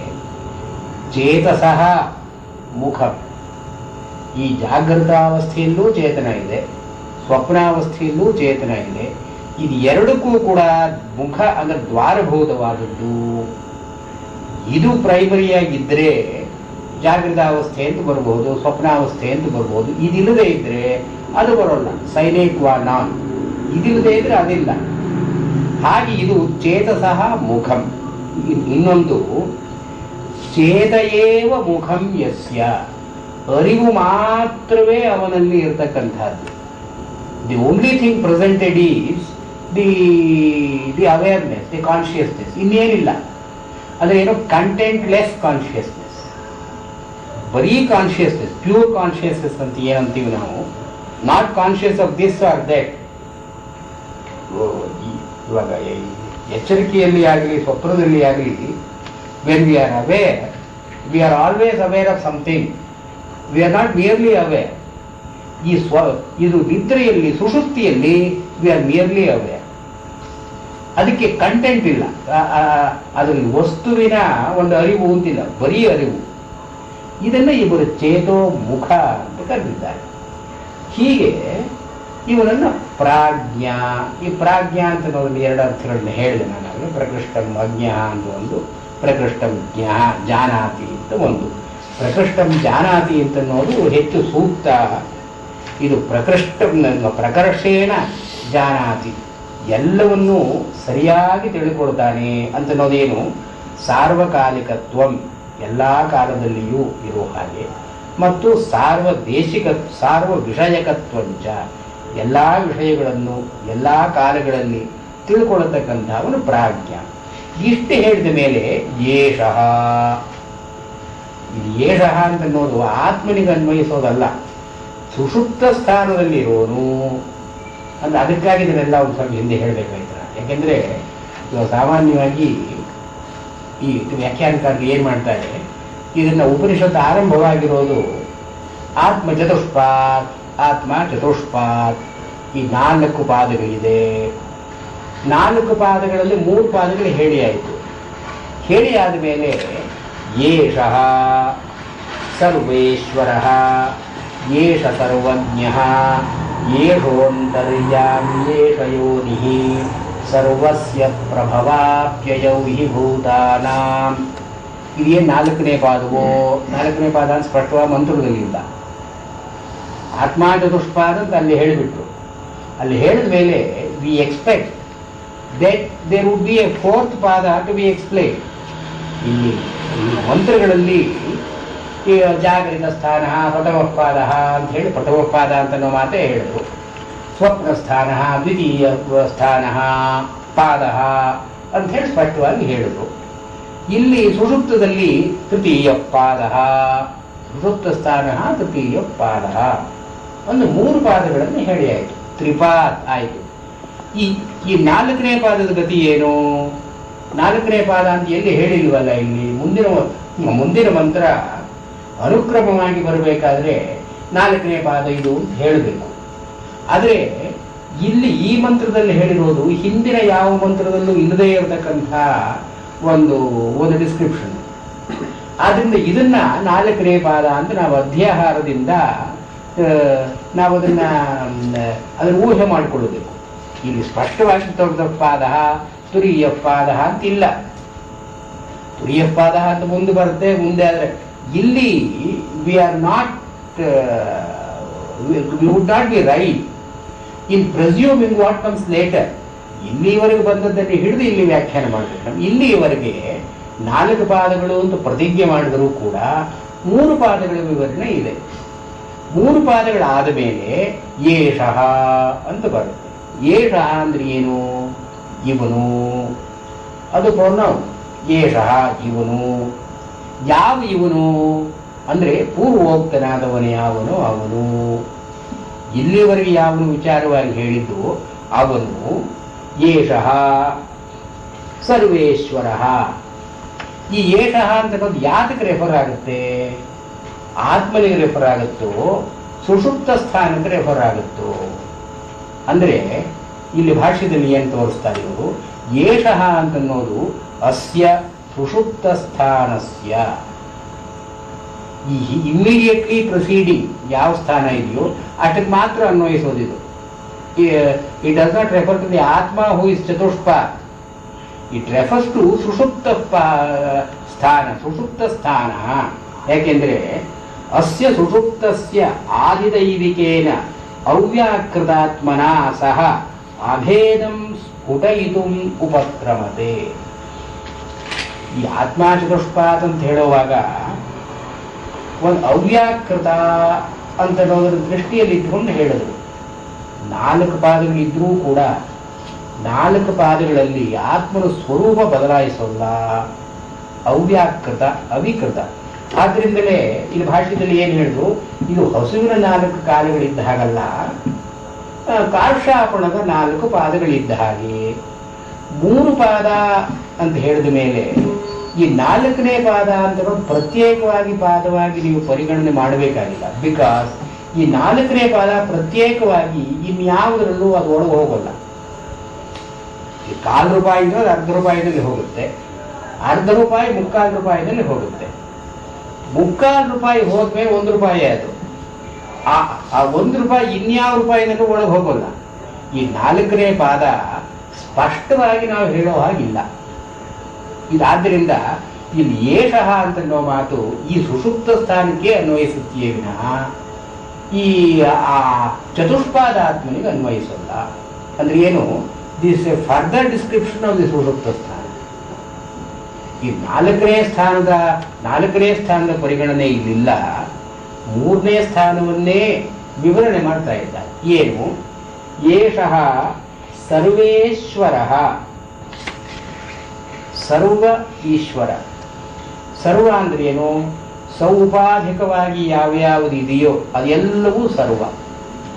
ನಾವು ಯಾವುದನ್ನ ವಿಷಯಿ ಭೇದದಿಂದ ನೋಡ್ತೀವೋ, ಇದು ಹೀಗೆ ನಾನು ತಿಳ್ಕೊಳ್ತೀನಿ ಅಂತ ಈ ಯುಷ್ಮದಸ್ಮತ್ ಪ್ರತ್ಯಯಗಳಿಂದ ನಾವು ಏನೇನು ತಿಳ್ಕೊಳ್ತೀವೋ ಎಲ್ಲವನ್ನೂ ಕೂಡ ಸಾಧಿದೈವಿಕಸ್ಯ ಭೇದಜಾತಸ್ಯ.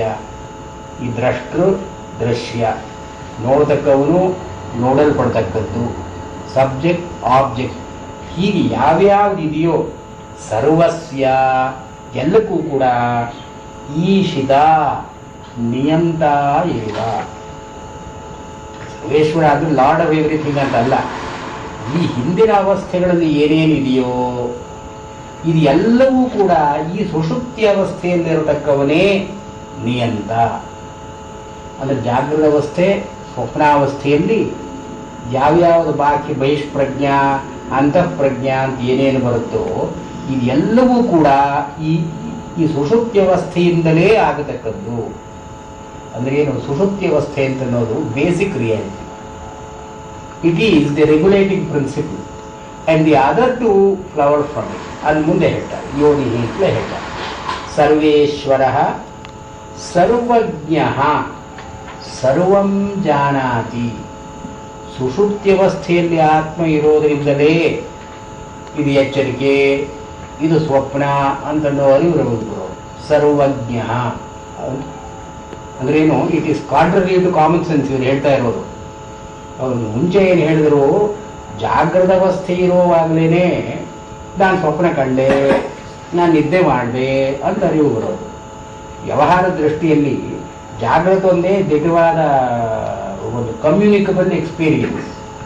ಜಾಗೃತ is the communicable experience. Dream is not always communicable as you have experienced it. The dream that a dumb man has had ಅಂತ ಅಲ್ಲ. ಇಂಥದ್ದು ಎಷ್ಟೋ dreams we can't communicate, we can't recollect. ಇದು ಜಾಗ್ರದ ಅವಸ್ಥೆ ಅಂತ ಅನ್ನೋದೇ ನಿಜವಾಗಿ ಅವಸ್ಥೆ. The other two are departures from it, dream and sleep ಅಂತ ವ್ಯವಹಾರದಲ್ಲಿ. But the position that the text takes, ಅಂದರೆ ಗೌಡಪಾದಕಾರಿಕಾ ಟೇಕ್ಸ್ ಈಸ್, ವಾಸ್ತವವಾಗಿ sleep state is A natural state, primary state. It's because of something that is in sleep, which enters into the waking state and the sleep state, you recognize this as dreaming and waking. ಇದನ್ನು ಸರ್ವಜ್ಞ ಅಂತ, ಸರ್ವಸ್ಯ ಜ್ಞಾತ, ಸರ್ವಂ ಜಾನಾತಿ, ಜಾಗರಿತಂ ಸ್ವಪ್ನಂಚ ಜಾನಾತಿ. ಜಾಗರಿತಾವಸ್ಥೆಯಲ್ಲಿ ಇದು ಜಾಗೃತಾವಸ್ಥೆ ಅಂತ ಗೊತ್ತಾಗುವಾಗ, ಇದು ಸ್ವಪ್ನಾವಸ್ಥೆಯಲ್ಲಿ ಇದು ಸ್ವಪ್ನ ಅಂತ ಜಾಗೃತಾವಸ್ಥೆಯಲ್ಲಿ ಗೊತ್ತಾಗುವಾಗ ಭೇದ ಇದೆ. ಭೇದ ಇರೋದರಿಂದ ಇಲ್ಲಿ ಜ್ಞಾನ ಅಂತ ಅನ್ನೋದಕ್ಕೆ ಒಂದು ಫ್ರೇಮ್ ವರ್ಕ್ ಇದೆ. ಈ ಸುಷುಪ್ತಿ ಅವಸ್ಥೆಯಲ್ಲಿ ಭೇದ ಇಲ್ಲದೆ ಇರೋದರಿಂದ ಸರ್ವಂ ಜಾನಾತಿ, ಜಾನಾತಿ ಏವ, ತಿಳುವಳಿಕೆ ಅಂತನೋದು ಮಾತ್ರ ಇದೆ. ಇದು ಎಚ್ಚರ, ಇದು ಕನಸು, ಇದು ನಿದ್ದೆ ಅಂತಿಲ್ಲ. ಸೊ ನಿದ್ರೆಯಲ್ಲಿ ನಿದ್ರೆ ಅಂತನೋ ಅರಿವಿಲ್ಲ, ಎಚ್ಚರದಲ್ಲಿ ಎಚ್ಚರ ಅಂತನೋ ಅರಿವಿದೆ. ಯಾತಕ್ಕೆ ಅಂದರೆ ಈ ಮೂರು ಅವಸ್ಥೆಗಳಲ್ಲಿ ಯಾವುದು ಕಾನ್ಸ್ಟೆಂಟ್ ಆಗಿ ಇರುತ್ತೋ ಅದು ಜಾಗೃತ ಅವಸ್ಥೆಯಲ್ಲೂ ಇರಬೇಕು. ಅಂದರೆ ಏನು ಒಟ್ಟಲ್ಲಿ ತಾತ್ಪರ್ಯ ಏನು, ಈ ಮೂರು ಅವಸ್ಥೆಗಳು ಅನುಕ್ರಮವಾಗಿ ಒಂದಾದ ಮೇಲೆ ಒಂದು ಬರುತ್ತೆ ಅಂತನ್ನೋದಾಗಲಿ, ಅಥವಾ ಒಟ್ಟಿಗೆ ಒಂದೇ ಒಂದು ಅವಸ್ಥೆಯಲ್ಲಿ ಮೂರೂ ಅವಸ್ಥೆಗಳ ಅನುಭವ ಇದೆ ಅಂತನ್ನೋದಾಗಲಿ ಸಾಧ್ಯ ಇಲ್ಲ. ಇವಾಗ ಒಂದೇ ಎಚ್ಚರಿಕೆ, ಸ್ವಪ್ನ, ಸುಷುಪ್ತಿ ಒಟ್ಟಿಗೆ ಆಗೋದು ಸಾಧ್ಯ ಇಲ್ಲ. ಇದನ್ನ ಯುಗಪತ್, ಇದು ಒಟ್ಟಿಗೆ ಇದು ಮೂರು ಅವಸ್ಥೆಗಳು ಆಗೋಲ್ಲ. ಮತ್ತು ಅದರ ಒಂದು ಕ್ರಮ ಇಲ್ಲ. ಮೊದಲು ಎಚ್ಚರಿಕೆ, ಆಮೇಲೆ ಸ್ವಪ್ನ, ಆಮೇಲೆ ನಿದ್ರೆ, ತಿರುಗಿ ಎಚ್ಚರಿಕೆ, ಸ್ವಪ್ನ, ಹೀಗೊಂದು ಕ್ರಮ ಅಂತಲೂ ಇಲ್ಲ. ಇದು ಕ್ರಮಿಕವಾದ ಅವಸ್ಥೆಗಳೂ ಅಲ್ಲ, ಯುಗಪದ ಅನುಭವ ಅಂತಲೂ ಇಲ್ಲ. ಆದ್ದರಿಂದ ಜಾಗರಿತಾವಸ್ಥೆ ಬೇರೆ, ಸ್ವಪ್ನಾವಸ್ಥೆ ಬೇರೆ, ಸುಷುಪ್ತಿ ಅವಸ್ಥೆ ಬೇರೆ ಅಂತ ಅನ್ನೋ ಹಾಗೆ. The whole idea is that these states are not discrete. ಜಾಗೃತಾವಸ್ಥೆ ಮುಗಿದು ಸ್ವಪ್ನಾವಸ್ಥೆ ಬಂತು, ಸ್ವಪ್ನಾವಸ್ಥೆ ಮುಗಿದು ಸುಷುಪ್ತಿ ಅವಸ್ಥೆ ಬಂತು ಅಂತ ಹೇಳೋ ಹಾಗಿಲ್ಲ. ಜಾಗೃತಾವಸ್ಥೆ ಮುಗಿದು ಸ್ವಪ್ನಾವಸ್ಥೆ ಬಂತು ಅಂತನ್ನೋದು ಹೇಳಿದ್ರು ಕೂಡ ಈ ಸುಷುಪ್ತಿ ಅವಸ್ಥೆ ಅಂತನ್ನೋದು ಇಟ್ ಮಸ್ಟ್ ರನ್ ಥ್ರೂ. ಜಾಗೃತಾವಸ್ಥೆಯಲ್ಲೂ ಇದಿರಬೇಕು, ಸ್ವಪ್ನಾವಸ್ಥೆಯಲ್ಲೂ ಇರಬೇಕು, ಸುಷುಪ್ತಿ ಅವಸ್ಥೆಯಲ್ಲಂತೂ ಇದ್ದೇ ಇರುತ್ತೆ. ಆದ್ರಿಂದ ಇದು ಸರ್ವಂಜಾನಾತಿ ಇದು. ಸೊ ಸುಷುಪ್ತಿ ಅಭಿಮಾನಿ ಅಂತ ಯಾರು ಇಲ್ಲಿ ಈ ಕಾರಿಕಾಕ್ಕೆ ಭಾಷ್ಯ ಬರೆಯುವಾಗ ವಿಶ್ವ ತೈಜಸ ಪ್ರಾಜ್ಞಾ ಅಂತ ಒಂದು ಅಭಿಮಾನಿ ಅಂತ ಒಂದು ಮಾತಾಡ್ತಾರೆ. ಅಭಿಮಾನಿ ಅಂದರೆ ಜಾಗೃತ ಅಭಿಮಾನಿ. ಜೀವ ಜಾಗೃತನಲ್ಲಿ ವ್ಯವಹಾರ ಮಾಡ್ತಾ ಇದ್ದಾಗ ಜೀವನನ್ನ ಜಾಗೃತ ಅಭಿಮಾನಿ ಅಂತ ಕರೀತಾರೆ. ಅಭಿಮಾನಿ ಅಂದರೆ ಏನು? ಇದು ವಿಷಯ, ಇದು ವಿಷಯ, ನಾನು ವಿಷಯಿ ಅಂತನ್ನುವ ಒಂದು ಅಪ್ರೋಪ್ರಿಯೇಷನ್, ಮಾನ ಎಲ್ಲಿದೆಯೋ ಅದು ಅಭಿಮಾನ. ಜಾಗೃತ ಅವಸ್ಥೆ ನನ್ನದು, ನಾನು ಎಚ್ಚರವಾಗಿದ್ದೀನಿ, ಕಣ್ಣು ನೋಡ್ತಾ ಇದೆ, ಈ ವಿಷಯ ನನಗೆ ತಿಳಿಯುತ್ತಾ ಇದೆ, ಇದು ಅಭಿಮಾನ.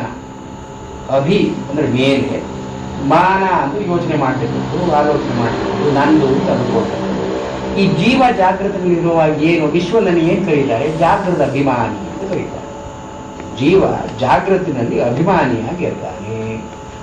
ತೈಜಸದಲ್ಲಿ ತೈಜಸ ಜೀವ ಅಂತನ್ನುವಾಗ ಸ್ವಪ್ನದಲ್ಲಿ ಅಭಿಮಾನಿಯಾಗಿರ್ತಾನೆ.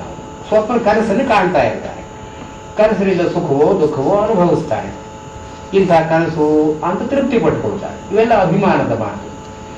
ಹಾಗೆ ಸುಷುಪ್ತಿಯಲ್ಲಿ ಅಭಿಮಾನಿ ಅಂತ ಒಬ್ಬ ಇಲ್ಲ. ಜಾಗೃತರಲ್ಲಿ ಅಭಿಮಾನಿ ಅಂತ ಇದ್ದಾನೆ, ಅದರಿಂದ ಸುಖ ದುಃಖಗಳು ಅನುಭವಿಸ್ತಾನೆ, ಅದರಿಂದ ಆಯಾಸ ಇದೆ ಅಥವಾ ಸುಖ ಏನೋ ಒಂದು ನಡೆಯುತ್ತೆ. ಸ್ವಪ್ನದಲ್ಲೂ ಹೀಗೆ ಇದೆ. ಆದ್ರಿಂದ ಜಾಗೃತ ಅಭಿಮಾನಿ, ಸ್ವಪ್ನಾಭಿಮಾನಿ ಅಂತ ಜೀವಕ್ಕೆ ಹೇಳೋದು ಸಹಜ. ಆದರೆ ಸುಷುಪ್ತಿ ಅಭಿಮಾನಿ ಅಂತ ಇಲ್ಲ. ನಾನು ನಿದ್ದೆ ಮಾಡ್ತಿದ್ದೀನಿ ಅಂತ ಅನ್ನೋ ಅನುಭವ ಯಾರಿಗೂ ಇಲ್ಲದೆ ಇರೋದ್ರಿಂದ ಅಭಿಮಾನಿ ಅಂತ ಅನ್ನೋ ಪದಪ್ರಯೋಗ ಅಲ್ಲಿ ಸಾಧುವಲ್ಲ.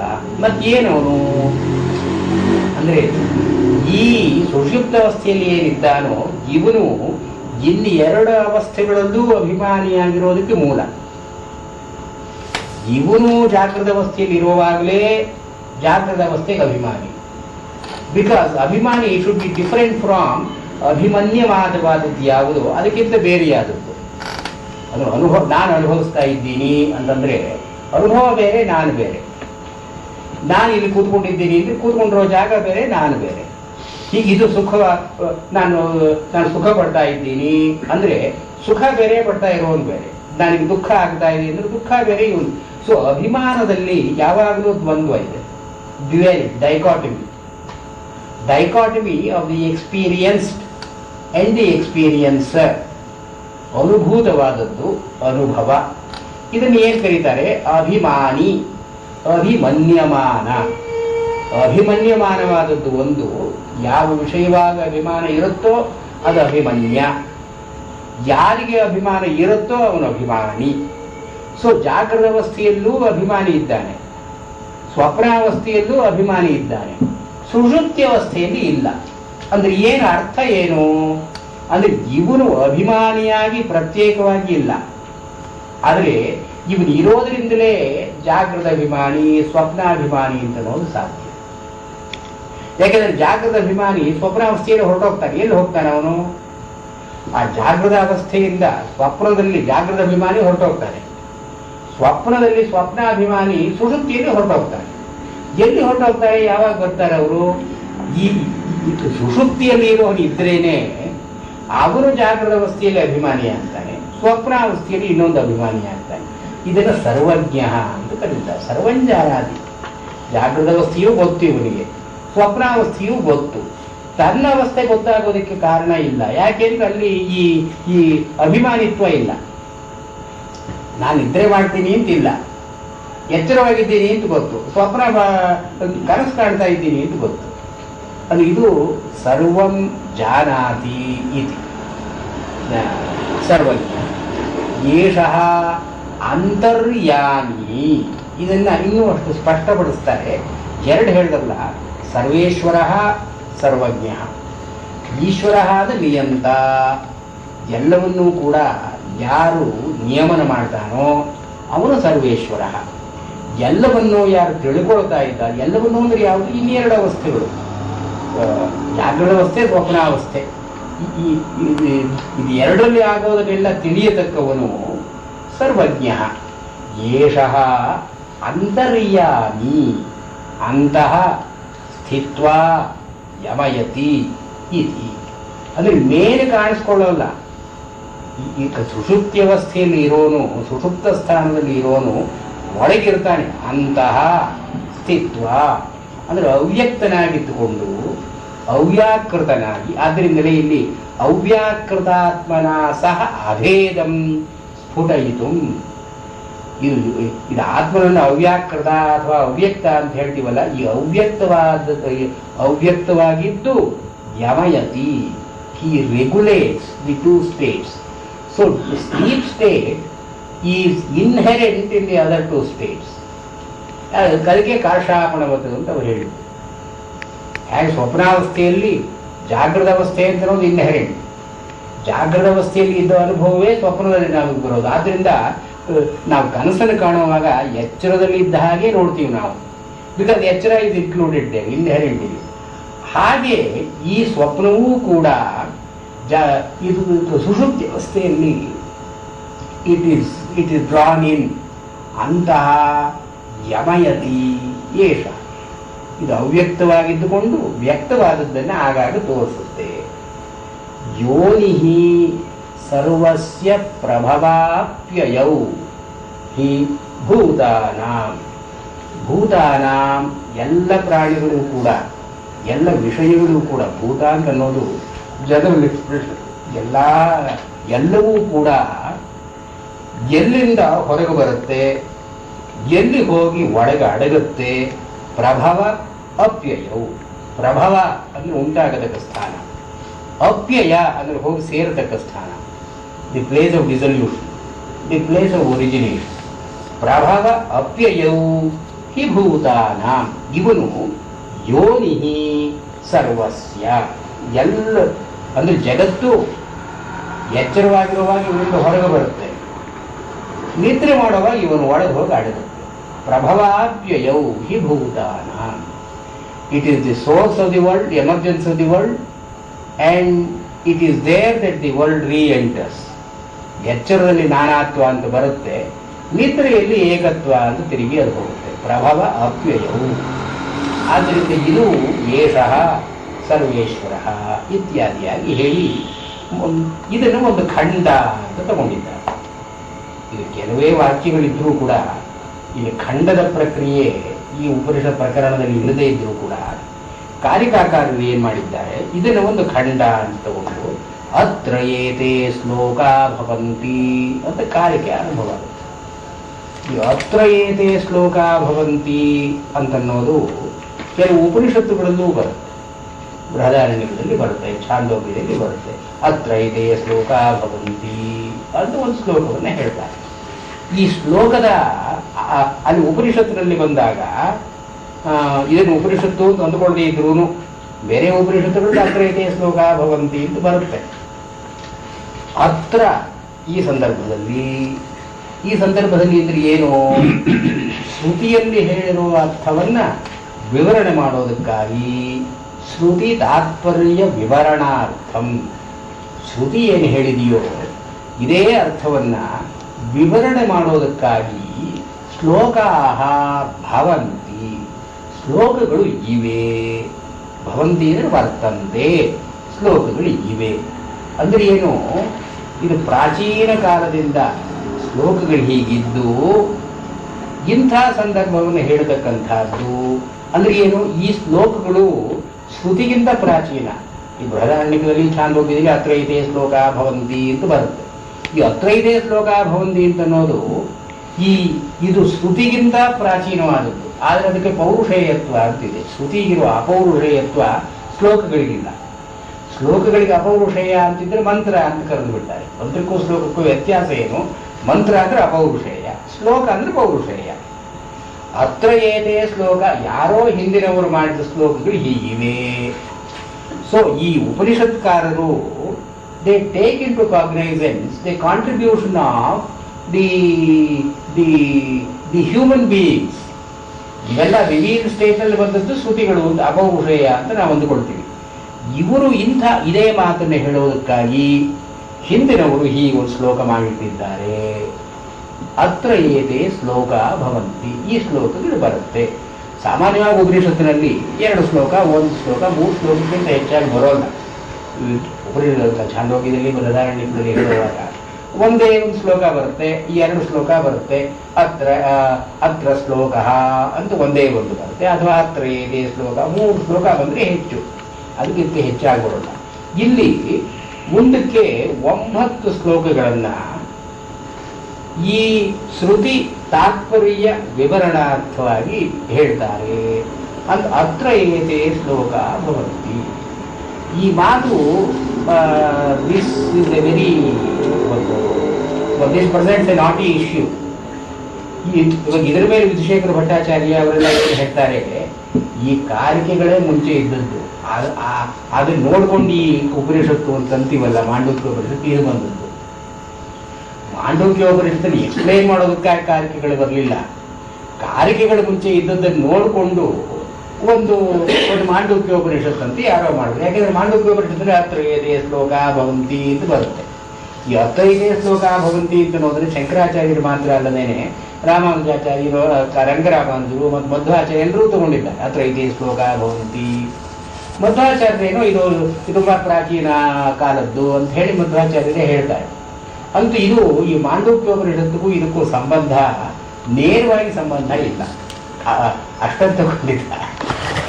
ಈ 9 ಶ್ಲೋಕಗಳಲ್ಲಿ ಪಾದತ್ರಯ ಲಕ್ಷಣ ಭಾಷ್ಯದಲ್ಲಿ ಏನೋ ಪಾಪ ಅವ್ರು ಹೇಗೋ ಮಾಡಿ ಸೇರಿಸ್ಬೇಕು.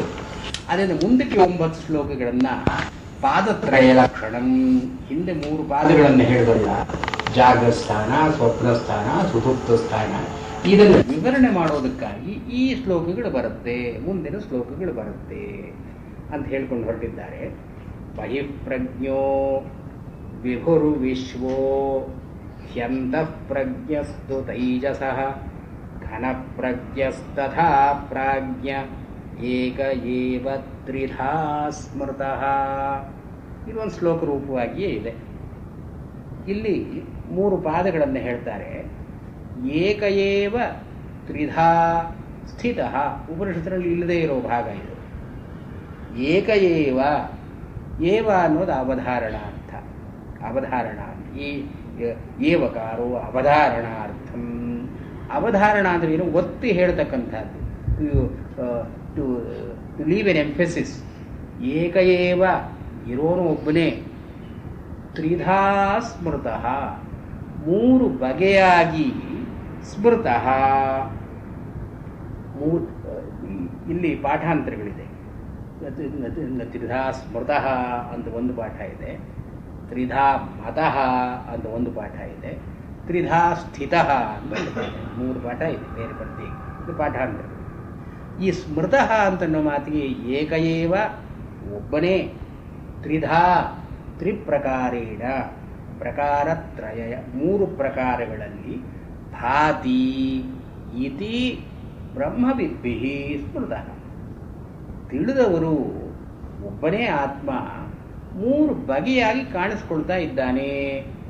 ಜಾಗರಿತಾತ್ಮ, ಸ್ವಪ್ನಾತ್ಮ, ಸುಷುಪ್ತ್ಯಾತ್ಮ ಅಂತ 3 ಬಗೆಯಾಗಿ ಕಾಣಿಸ್ಕೊಳ್ತಾ ಇದ್ದಾನೆ. ಏಕ ಏವ ತ್ರಿಧಾ ಭಾತಿ, ಈ ಅಪಿಯರ್ಸ್ ಅಂತ ಹೇಳಿ ಬ್ರಹ್ಮವಿದ್ಭಿಃ ಸ್ಮೃತಃ ಅಂತ ಒಂದು ಪಾಠ ಅಂತ, ಒಂದು ಸ್ಮೃತಃ ಅಂತ ನಾವು ತಗೊಂಡ್ರೆ.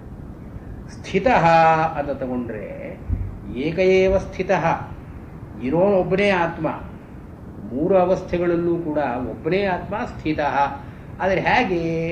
ತ್ರಿಧಾ 3 ಪ್ರಕಾರಗಳಲ್ಲಿ ಇದ್ದಾನೆ. 3 ಪಾದಗಳು, 3 ಪ್ರಕಾರಗಳು, ಹೀಗೆ ಪ್ರಕಾರಗಳಲ್ಲಿ ಇದ್ದಾನೆ. ತ್ರಿಧಾ ಮತಃ ಅಂದರೆ ಏನು? ತ್ರಿಧಾ ವಿಕಲ್ಪಿತಃ ಮೂಢೈ.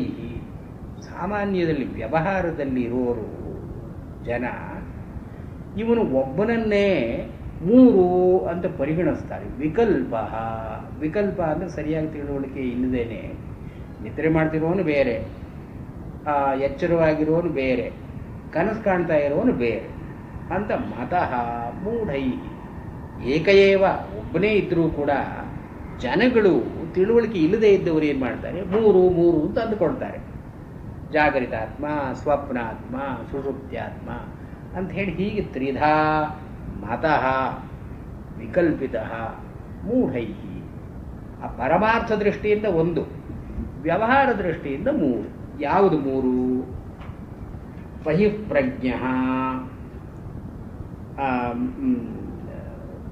ಇಲ್ಲಿ ಇದು ಏಕ ಏವ ಅಂತ ಅನ್ನೋದಕ್ಕೆ ಭಾಷ್ಯದಲ್ಲಿ ಮೊದಲು ಹೇಳಿದ್ದಾರೆ. ಏನು?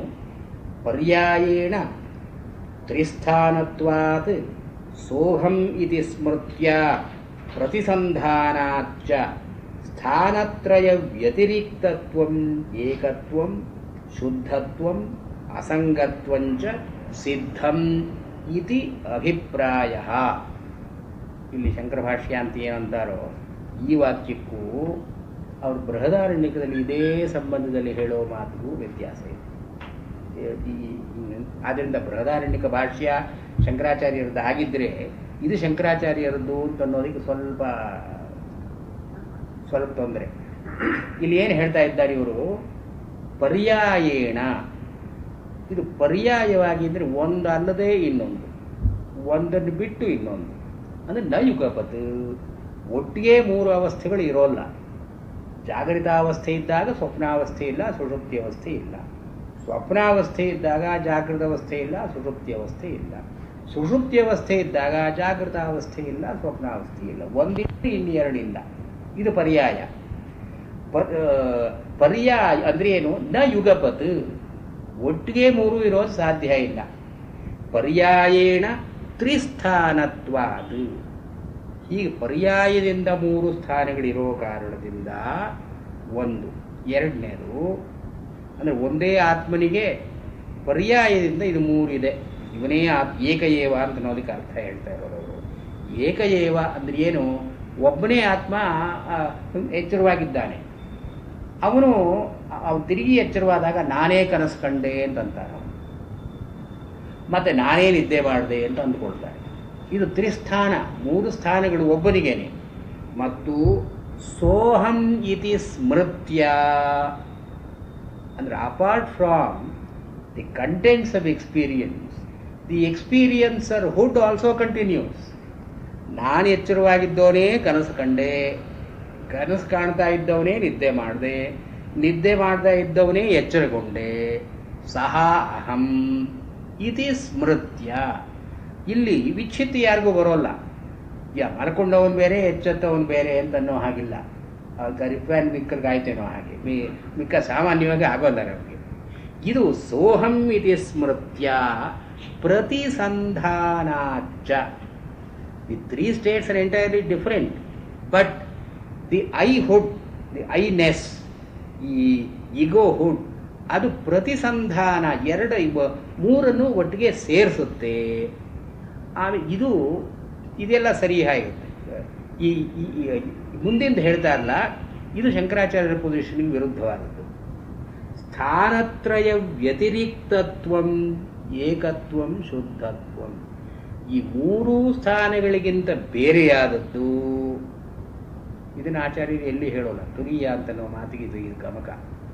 ಸ್ಥಾನತ್ರಯ ವ್ಯತಿರಿಕ್ತತ್ವಂ ಏಕತ್ವಂ ಅಂದರೆ 3 ಸ್ಥಾನಗಳಲ್ಲಿ ಅನೇಕತ್ವ ಅನೇಕತ್ವ ಅಂತ ಇದೆ. 3 ಸ್ಥಾನಗಳನ್ನು ಬಿಟ್ಟರೆ ಏಕತ್ವ ಅಂತ ಇದೆ. ಈ ಜಾಗೃತ ಅವಸ್ಥೆಯಲ್ಲಿ ಅನೇಕತ್ವ ಅಂತ ಇದೆ. ಎಷ್ಟೆಷ್ಟೋ ವಿಷಯಗಳನ್ನು ನೋಡ್ತೀವಿ, ಒಂದಾದ್ಮೇಲೆ ಒಂದಾದ್ಮೇಲೆ ಒಂದು ನೋಡ್ತೀವಿ, ಇದು ನೋಡ್ತೀವಿ, ಅದನ್ನು ಅನೇಕತ್ವ ಅಂತ ಇದೆ. ಸ್ವಪ್ನದಲ್ಲೂ ಅನೇಕತ್ವ ಅಂತ ಇದೆ. ಇಲ್ಲಿ ಏನು ಸ್ಥಾನತ್ರಯ, ನಿದ್ರೆಯಲ್ಲೂ ಅನೇಕತ್ವ ಅಂತ ಇದೆ.